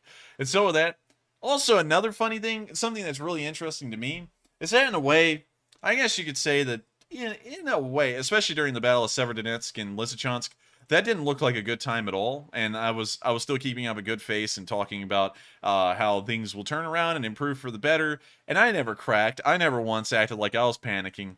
And somehow I've done a better job at not cracking and not panicking than people who is literally their job, and they probably get paid millions of dollars a year in Russia to do that on TV, and then they start cracking and breaking under the pressure. That's kind of funny to me, and honestly, they're weak and need to grow up and cope. And so with that, I hope that answers the question fairly well, and with that, we are on to the next one. And up next, we have a $30 super chat from Andrew Reese, who says, Slava Ukraine. Let's go, and my.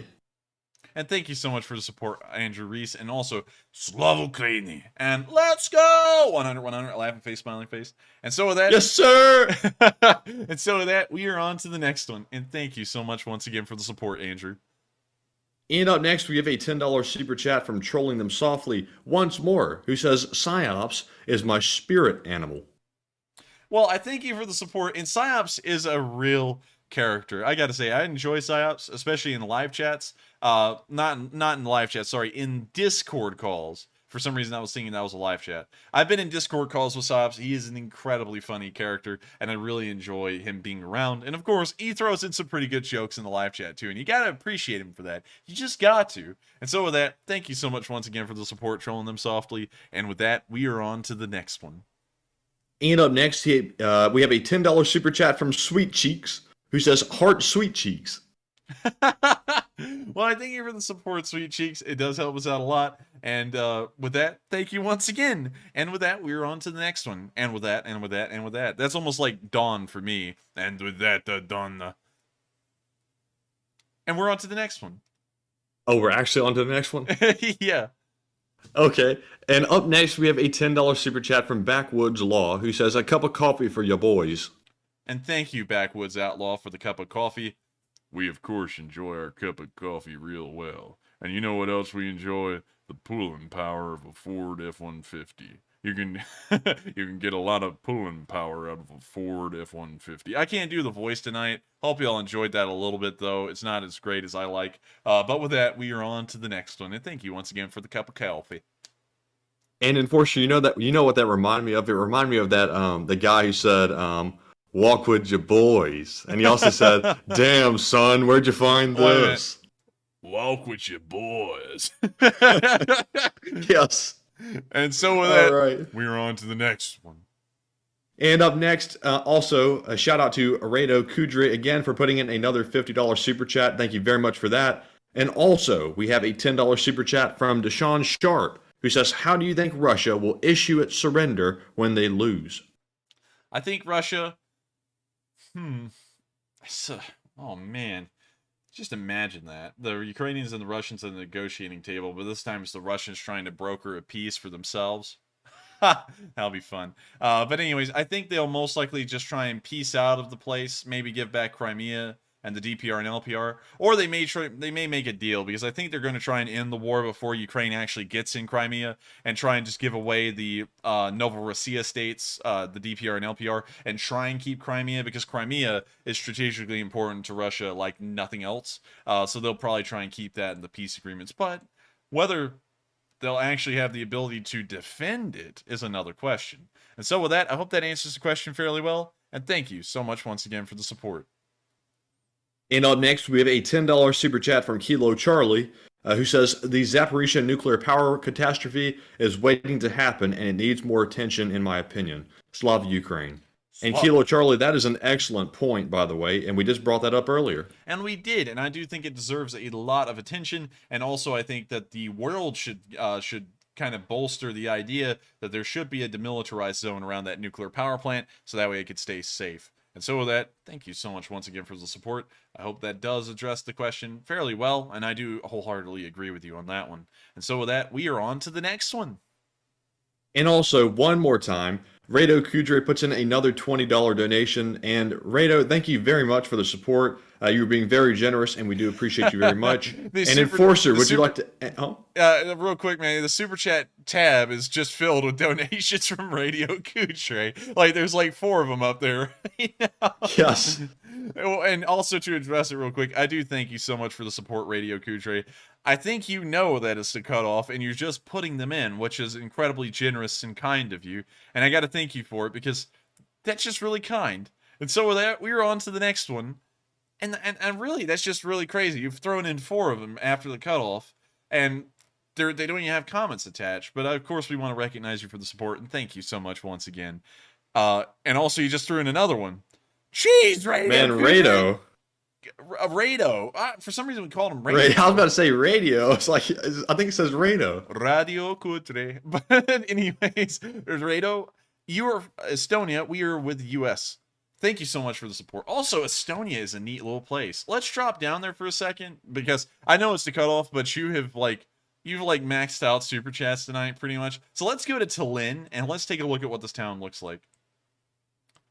So it looks like they have an old area of town right here. It actually looks like it was really small. And let's drop down there. And what does it look like? Oh, wow, this is nice. They got a sushi bar. Wow, that's really nice. That's actually a lot nicer than I thought it would look. Cool. I like this. And so with that, I thank you so much for the support, Rado Kudre. And of course, thank you for helping us to keep running this channel. And thank you for letting us take a quick look at your home country of Estonia.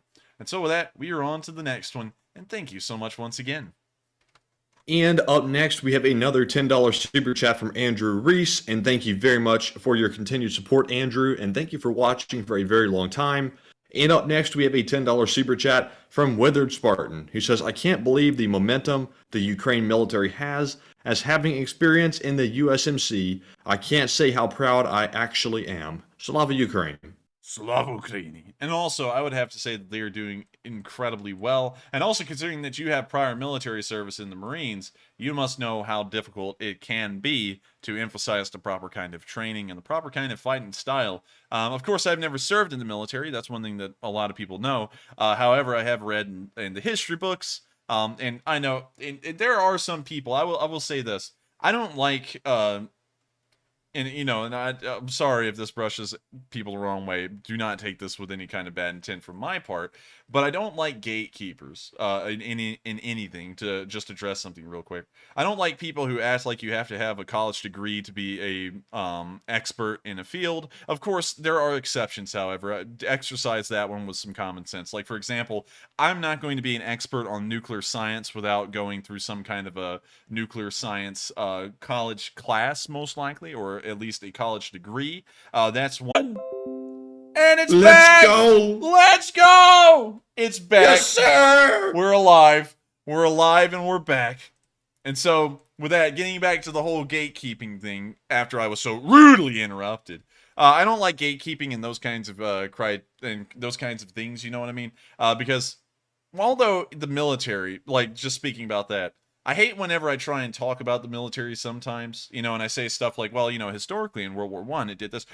You know, you were never in, you know, so-and-so branch. You have no idea how it works. It's like, well, I could just read a book. You know, it's like I know that I don't have any idea about the esprit de corps and how it feels to be in the military on a day-to-day basis, but it's like in the overall strategy of things, you can read a book and get a pretty good idea. You know, I'm not going to go through that rant too long because we are running out of time, but still, I do thank you so much for the support and so much for not being a gatekeeping person. And also, if you are in any kind of hobby, field, or enterprise, please make sure not to be a gatekeeper, because that does stop a lot of people who may have a lot of potential in those areas from doing anything, because then they kind of get dissuaded because people, you know, gatekeep on them. So with that, I hope that does address the comment away, and thank you so much for the support, and I hope I was able to address that comment fairly well. And so with that, we are on to the next one. And up next, we have a $9 super chat from Miro Lankarik, who says, Ukraine strong.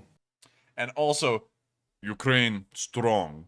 And so with that, thank you for the support. I hope that does address the comment, and we are on to the next one. And thank you once again. And up next, big shout out to Junebug for putting in an $8 super chat. Thank you very much for your support of the channel, Junebug, and being with us for a very long time.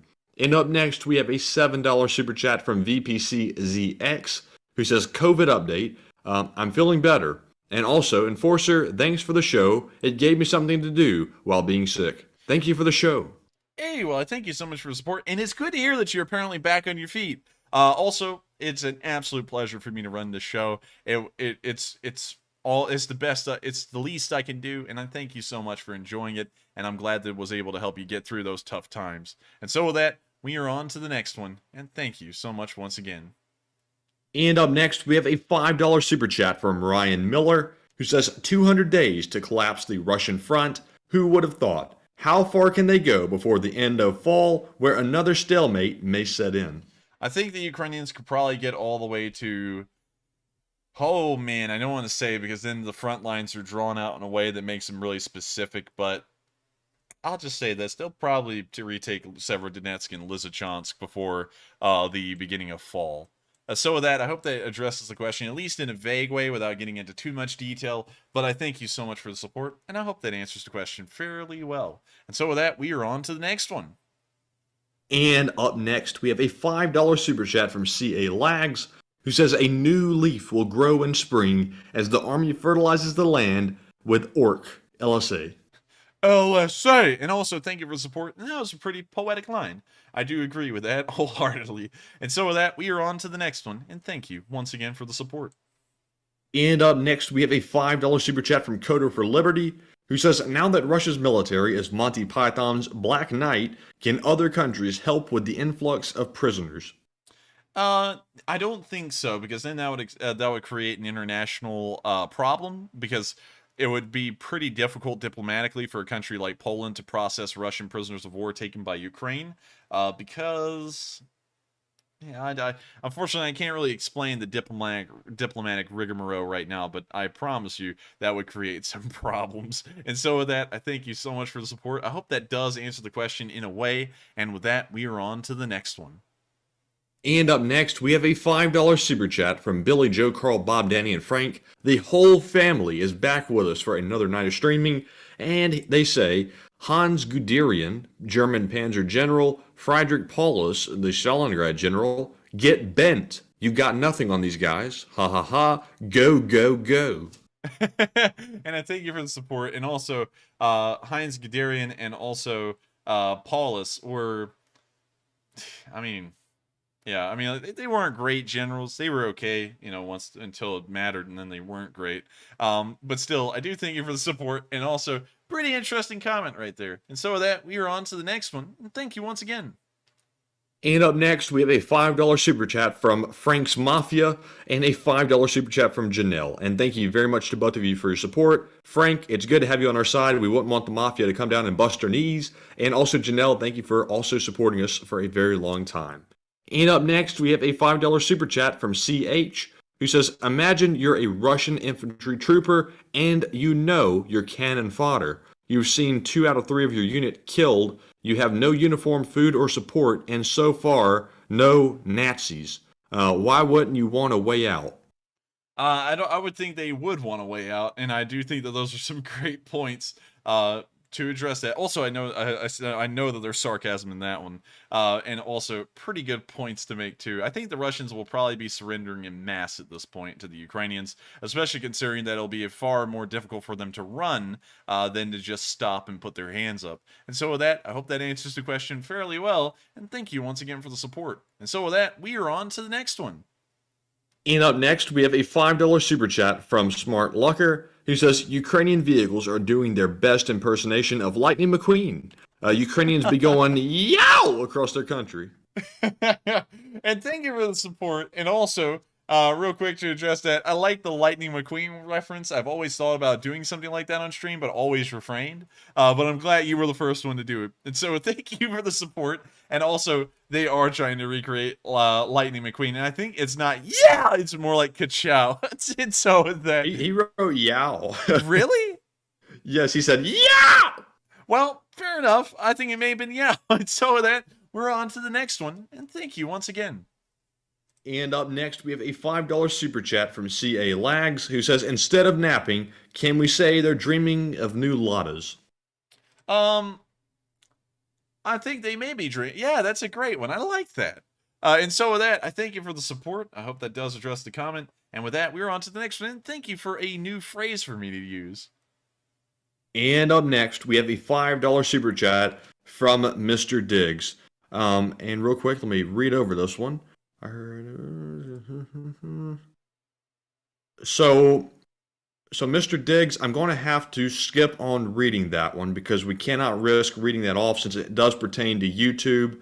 We don't want to make any statements that might be perceived by them as defamatory, and I'm going to play it on the safe side. But thank you very much for your donation and support to the channel, and we do appreciate you very much. And up next, we have a $5 super chat from CA Lags, who says, "Why are the Russians leaving their vehicles behind instead of driving off? Could it be fuel?" I don't think it's a fuel problem. I think it's just that transporting those vehicles and moving them at a fast enough speed to get out or get away from the Ukrainian advance is impossible, and so they just decide to leave them behind instead of risking losing the crew and vehicle anyways. And so with that, I hope that answers the question in a somewhat shorter way, but I do thank you for the support, and with that, we are on to the next one. And up next, we have a $5 super chat from Trolling Them Softly once more, who says, "I've been working over Russian trolls on YouTube all day. Good times." And also, thank you for the support, Trolling Them Softly, and we deal with Russian bots all the time. I'm always being told that I'm working for some guy called George Soros, and I actually don't know who that is. Who is this guy? He's a Hungarian-born American businessman and philanthropist. Huh. Okay. He has a net worth of 8.6 billion. Okay, he's not that wealthy. I don't know how in the world I'm working for this guy. I mean, he's not like the richest guy out there. I don't know. I mean, well, the guy's embroiled in a little controversy, to say the least, but we're not working for him. Nah, we're not working for him. We're not working for the CIA either. But the Russian bots always want me to believe otherwise. And so with that, I thank you so much for the support. I hope that does address the comment in a way. And with that, we are on to the next one. And up next, we have another super chat from Billy, Joe, Carl, Bob, Danny, and Frank, who put in a $5 donation and say, "Enforcer, could you please, in your best, most British soccer or football casting voice imitation, and with a lot of excitement as well as," and he puts ... And Ronaldo is just rounding the corner with that football. He's doing impressively well. He scores for the goal, and it's a goal! A goal for Chelsea! Another one! They are dominating this season of football. I hope you've enjoyed that. I don't know if that's good or not. But we'll let the chat figure that out. So with that, thank you for the support. I hope that does kind of address that in a way. And with that, we are on to the next one. And up next, we have another super chat from Billy, Joe, Carl, Bob, Danny, and Frank, who say, "A ton of despair and disbelief. Say, oh my goodness, Russia is just falling apart. They're just falling apart. And please use this phrase more than once." And with despair? With despair. Oh my god. I can't believe the Russians are losing this bad. What are we supposed to do? Oh man. You sound like you're trying to sell me a used car. Yeah. What's wrong with you, huh? You got something wrong with you, but anyways, with that, I thank you so much for the support. Actually, everyone liked the British football commentator. Interesting. I'm always scared whenever I do voice impersonations, they'll come off poorly. But apparently they all come off fairly well. And so with that, we're on to the next one. And thank you so much once again. And I hope you enjoyed that one. And folks, I just looked down, and we're at 6,000 likes on the stream and 98.8 thousand subscribers. We are only 1.2 thousand subscribers away from 100,000. That is extremely close. So we'll be there in no time. But up next, we have a super chat from Sweaty Chungus, who puts in a $5 donation and says, "I got my honey badger drip from the merch store. I had a guy ask me about the leaf spring. He's now a subscriber. Plus, the ladies were chasing me down." Well, I thank you for the support, and obviously ladies are going to chase you down if you're wearing that shirt, but this is just so freaking stylish. Also, the other thing is that it's really cool to hear that someone subscribed to the channel because you're wearing our merch, and also that's one of the cool things about merch, is that if you wear that, someone's going to ask a question like, "Hey, what does LSA stand for? Or what's that honey badger? Or what's the enforcer?" And then you get to tell them about the channel, and you have a little bit of a conversation piece going into it. And so if you want to share the enforcer channel with your friends and not really seem like you're just coming out of nowhere and they're talking about, "Hey man, did you hear about Ronnie and his wife? You know, that's crazy." And then you come over, "Hey guys, have y'all heard about this YouTube channel?" Instead, you can wear the shirt, and then they can be distracted by how amazing you look. And then they're like, "Hey, What's that? And then you could tell them about it. And so with that, thank you so much for the support. Also, thank you for getting a shirt. That was really cool of you. And also, one final thing to say about it. I thank you so much for advertising our channel to your friends. And so with that, we are on to the next one. And thank you so much once again. And up next, we have a $5 super chat from Yuri Bench, who says, there are many windows in the Kremlin and only one dictator. And that's true. There's one dictator, 2 windows, and I think that guy's about to fall out of one of them. And so with that, I hope that does address the comment fairly well. And thank you for the support, and also a pretty good joke. And so with that, we are on to the next one. And I was just told by Atticus McBuddy, we got some trolls in the chat. And so with that, we're on to the next one. And up next, we have a $5 super chat from Zyper Sniper 1, who says, with all the success from Ukrainians, they might try to win ASAP so they can show the world that a major war can be won by Christmas. That, you know, if the Ukrainians can win this war by Christmas, they're going to be one of the first people to ever do that in history and keep up with the promise. Because almost every single war in the world has started with people saying, it'll be over by Christmas, and then it's never over by Christmas. It's usually over 5 years after Christmas. So hopefully this one is done by Christmas, and they'll be one of the first people in history to do something like that, at least in modern history. And so with that, thank you for the support, and I hope they do. I hope they do go down in the books as a country that ended a war by Christmas. And so with that, we are on to the next one. And thank you so much once again for your kind and generous support. And so we're on to the next one. And folks, it looks like we have 15 more super chats left until we get to our live chat questions. So up next, we have a $5 super chat from Trolling Them Softly, who says, I would have taken a huge squat on the flag. I too would have also taken a huge squat on that flag. It is a terrible representation of the area of the Slavic world known as the Russian Federation, and I do thank you so much for the support, and I hope I've addressed that comment fairly well. And so with that, we are on to the next one, and thank you so much once again. And up next, we have a $5 super chat from the Moian22, who says, long-time listener and first-time caller, been around since Moscow Mike. If Russia were to use a tactical nuke, which front do you think they'd use it in? If they use a tactical nuke, they most likely use it somewhere around Zaporizhia or Dnipro. Those are some of the larger cities nearer to a front where nothing's really happening. Probably, not Kharkiv. Probably Mykolaiv, honestly. I would think it'd most likely be Mykolaiv. So with that, I hope that does address the comment somewhat well. And thank you so much once again for the support. I hope that answers the question, and we are on to the next one. And up next, we have a $5 super chat from Kevin Scott 76, who says, continuing my grandpa's World War II story, pushing to the Siegfried Line, April 1945, he ran across 9 Germans who surrendered to them near Paderborn, Germany. And also, thank you for the support, and thank you for sharing more stories with us. It's always interesting to hear them, and that's really cool to know. He actually had a really interesting history so far. And so with that, I hope that does address the comment fairly well. And with that, we are on to the next one, and thank you so much once again. And also, big shout out to Dean Turnbull and Enforcer for President for each putting in a $5 donation without a comment, and thank you very much to both of you for your support. And up next, we have a $5 super chat from Cindy Mitchell, who says, for Uncle Jim, vet and UN sniper, back in the day, longest shot in Canadian Army. Well, I thank you so much for the support, and also, there are a lot of cool people out there who have served in the military and are just neat people all around. It's also cool to hear that he was a veterinarian. That's like, what did you do before you were a veterinarian? I had the longest shot in the Canadian Armed Forces. It's like, oh, okay. But thank you for the support, and I thank you so much for sharing that little story, because it's always cool to hear the interesting tales and stories of people and what they've done all around the world. And so with that, we are on to the next one, and thank you so much once again. And up next, we have a $3 super chat from Will, who says, what's happening in the last 48 hours is simply mind-boggling, and glory to Ukraine. And it is mind-boggling. I would have to agree completely with that. And also, Slava Ukraini. And so with that, we are on to the next one, and thank you once again. And up next, big shout out to Bobucks Guy and Colton Roberts Fitness for each putting in a $2 donation. Also, big shout out to Paul for also putting in a $2 donation, and See You on YouTube for putting in another super chat, which is $2 donation.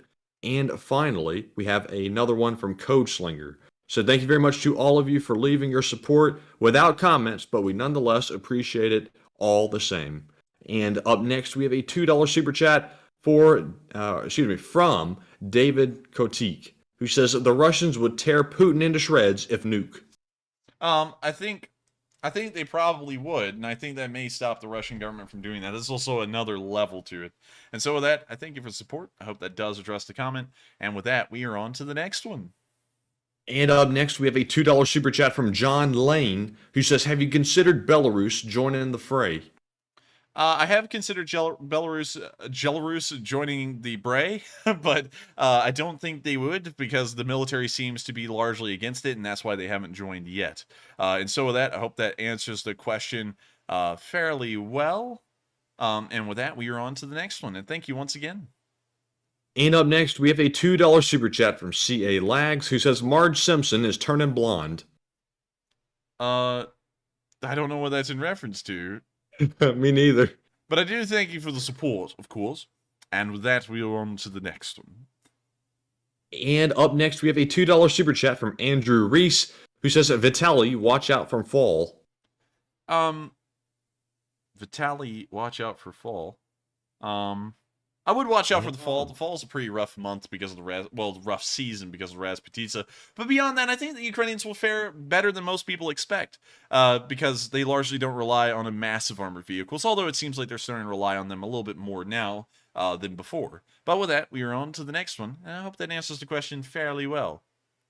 And also, real quick, since I just saw it and it was in the live chat, NMCC puts in a $30 super chat and says, Enforcer, my Russian friend has said that the army is sick of not being paid and they are quitting. And I would have to agree with that. They're probably not being paid because the Russian government doesn't have the money. And so with that, I hope that answers the question fairly well. And thank you so much once again for your support in NMCC, because it helps our channel to keep on running. And so with that, are those all of our live chats? I mean, super chats?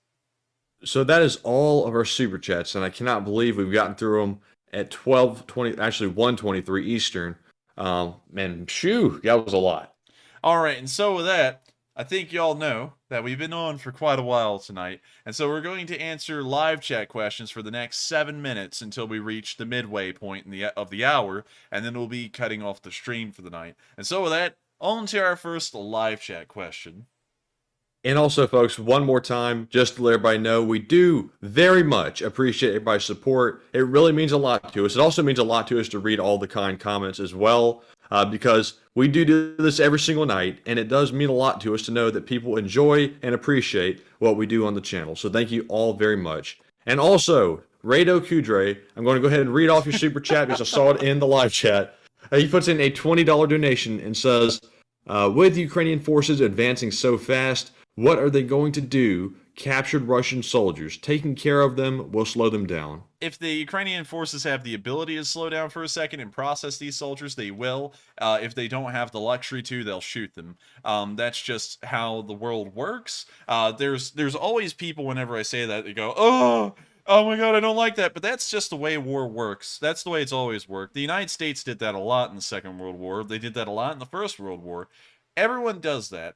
It's just a fact of life at that point. Because if you're involved in an offensive, what if, let's just say this hypothetically, what if the Russians are throwing soldiers at you that are going to surrender to slow you down, so that way more more well-trained crack troops can stop your advance completely because you lost your momentum. That's a thought to keep in mind, and that's why if the Ukrainian, for example, the airborne units in Normandy, if they ever captured Russian troops during the June 6th D-Day landings, they would usually just shoot them because there's really no way they could keep them or care for them.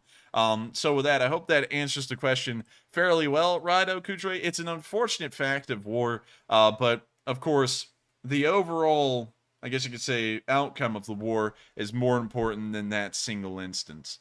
So with that, I hope that answers the question fairly well, at least with a historical basis. And with that, we are on to the live chats. And first up from the live chat, we have a question from JF, who says, does this spell the collapse of Putin's regime and the Russian Federation? I think it will signal in the collapse of Putin's regime. I don't think it will signal in the collapse of the Russian Federation. Culturally, there's just not enough there to have it split up further. Maybe the Chechens and the Dagestanis will split off. But beyond that, there's not really much in there culturally that could split away and do well. The Siberian countries would just practically be, I mean, like, hell, they'd be dirt poor. I mean, there's really nothing that goes on out there rather than oil production. And that alone, well, actually, they could do pretty well with a low population density and a massive amount of oil production. They could actually make a pretty decent amount of money out there, but I don't know. I don't feel like Russia could split up into further countries. And so with that, I hope that addresses the question. And with that, we're on to the next one.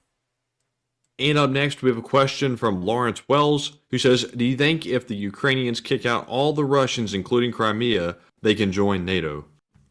I think even if they didn't kick out all the Russians, they could join NATO as long as the war ends in a way with an official treaty, even if they don't get back Crimea.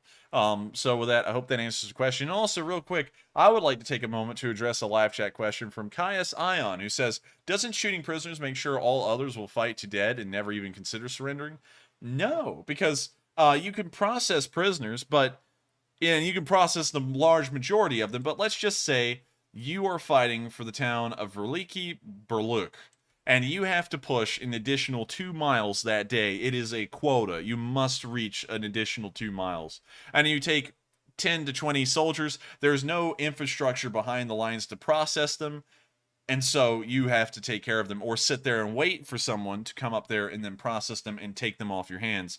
You still have that 2 mile quota that you have to achieve. You can't do it with the prisoners attached to your unit, so they start getting dropsy disease. No one really has to know about it because largely no one knows about it until a war is over. But that's just how it works. And anyways, everyone always spreads stories that they'll kill you when you surrender. You know, everyone does that. Even the Americans did that with, well, it was true with the Japanese, and they would also sometimes say that with the Germans, although not as much. Largely, the Germans would actually treat prisoners of war fairly well, interestingly enough, especially if you're from the West. The Swiss, however, they actually would treat prisoners of war in the Second World War far worse than the Germans would, which is a story for a whole other time. But with that, I hope that answers the question, and we are on to the next one. And up next, we have a question from Kat Nico, who says, do you know that mines are technically war crimes since they can deny areas for years? Can you reread that one more time? Do you know that mines are technically war crimes since they can deny areas for years? No. Unfortunately, mines are not war crimes. There are loads of mines that are still left over in France, in Germany, across the former Soviet Union, in the Falklands. Unfortunately, minefields don't constitute war crimes, but they always constitute a nuisance. You will never be able to drive off a paved road again without the fear of rolling over a mine that's been there for 10 to 20 years, and then it blows up under your car tire and kills your passenger, the kids in the back, and heavily wounds you and leaves you to be amputated. Unfortunately, though, there's just really no way to make them into war crimes, although mines are a very malicious thing once a war is over. I think they're far more dangerous once a war ends than when the war is going on. And so with that, I hope that answers the question. And we are now on to the final question of the night. And so who is the lucky last person who threw in the lucky last question of the night? And the last question of the night goes to Yvette Hernandez, who says, Enforcer, do you think that the Ukrainians held off on this offensive until the IAEA was able to keep an eye on the nuclear power plant?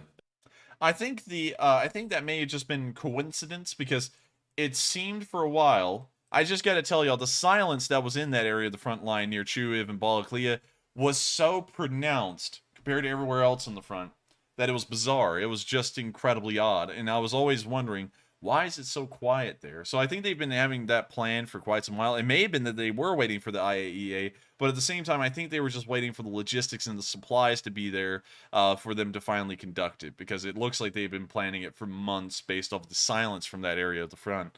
And so with that, I hope that addresses that question fairly well, at least in my opinion, so take it with a grain of salt, because it may not be true, and also my brain's hardly working at this point. But with that, we have reached the end of tonight's stream. It's been an absolute pleasure answering everyone's question, and of course, I have to thank everyone who threw one in, both live chat and super chat. And to the super chatters, I thank you all so much for helping this channel to keep running. Without y'all, it wouldn't be possible, because of course this channel, we have to eat behind the scenes. We don't live in the computer, and so I thank you all so much for supporting this channel, and also throwing in some really interesting questions tonight, along with the live chatters, and the interesting symbiosis that has been created in between our super chatters and live chatters, as our super chatters now sponsor live chat questions, which is a very kind thing of y'all to do. And so with that, it's been a wonderful day. Day 200 has been the best day of the war so far. We've had many things to celebrate, and I'm glad that I've been able to celebrate it with all of y'all, and I hope y'all have been glad to celebrate it with the rest of the Lee Spring Army, and me as well. And so with that, I will see you all tomorrow at 10 p.m. Eastern Time for the Sunday night fundraiser, where Operator Starsky will accompany us and hopefully raise a massive amount of funds to help out a non-profit that's been operating in Ukraine. And so with that, thank you all so much once again. I hope you all have a great night. Stay safe, take care, and I will see you all around. Slava Ukraini!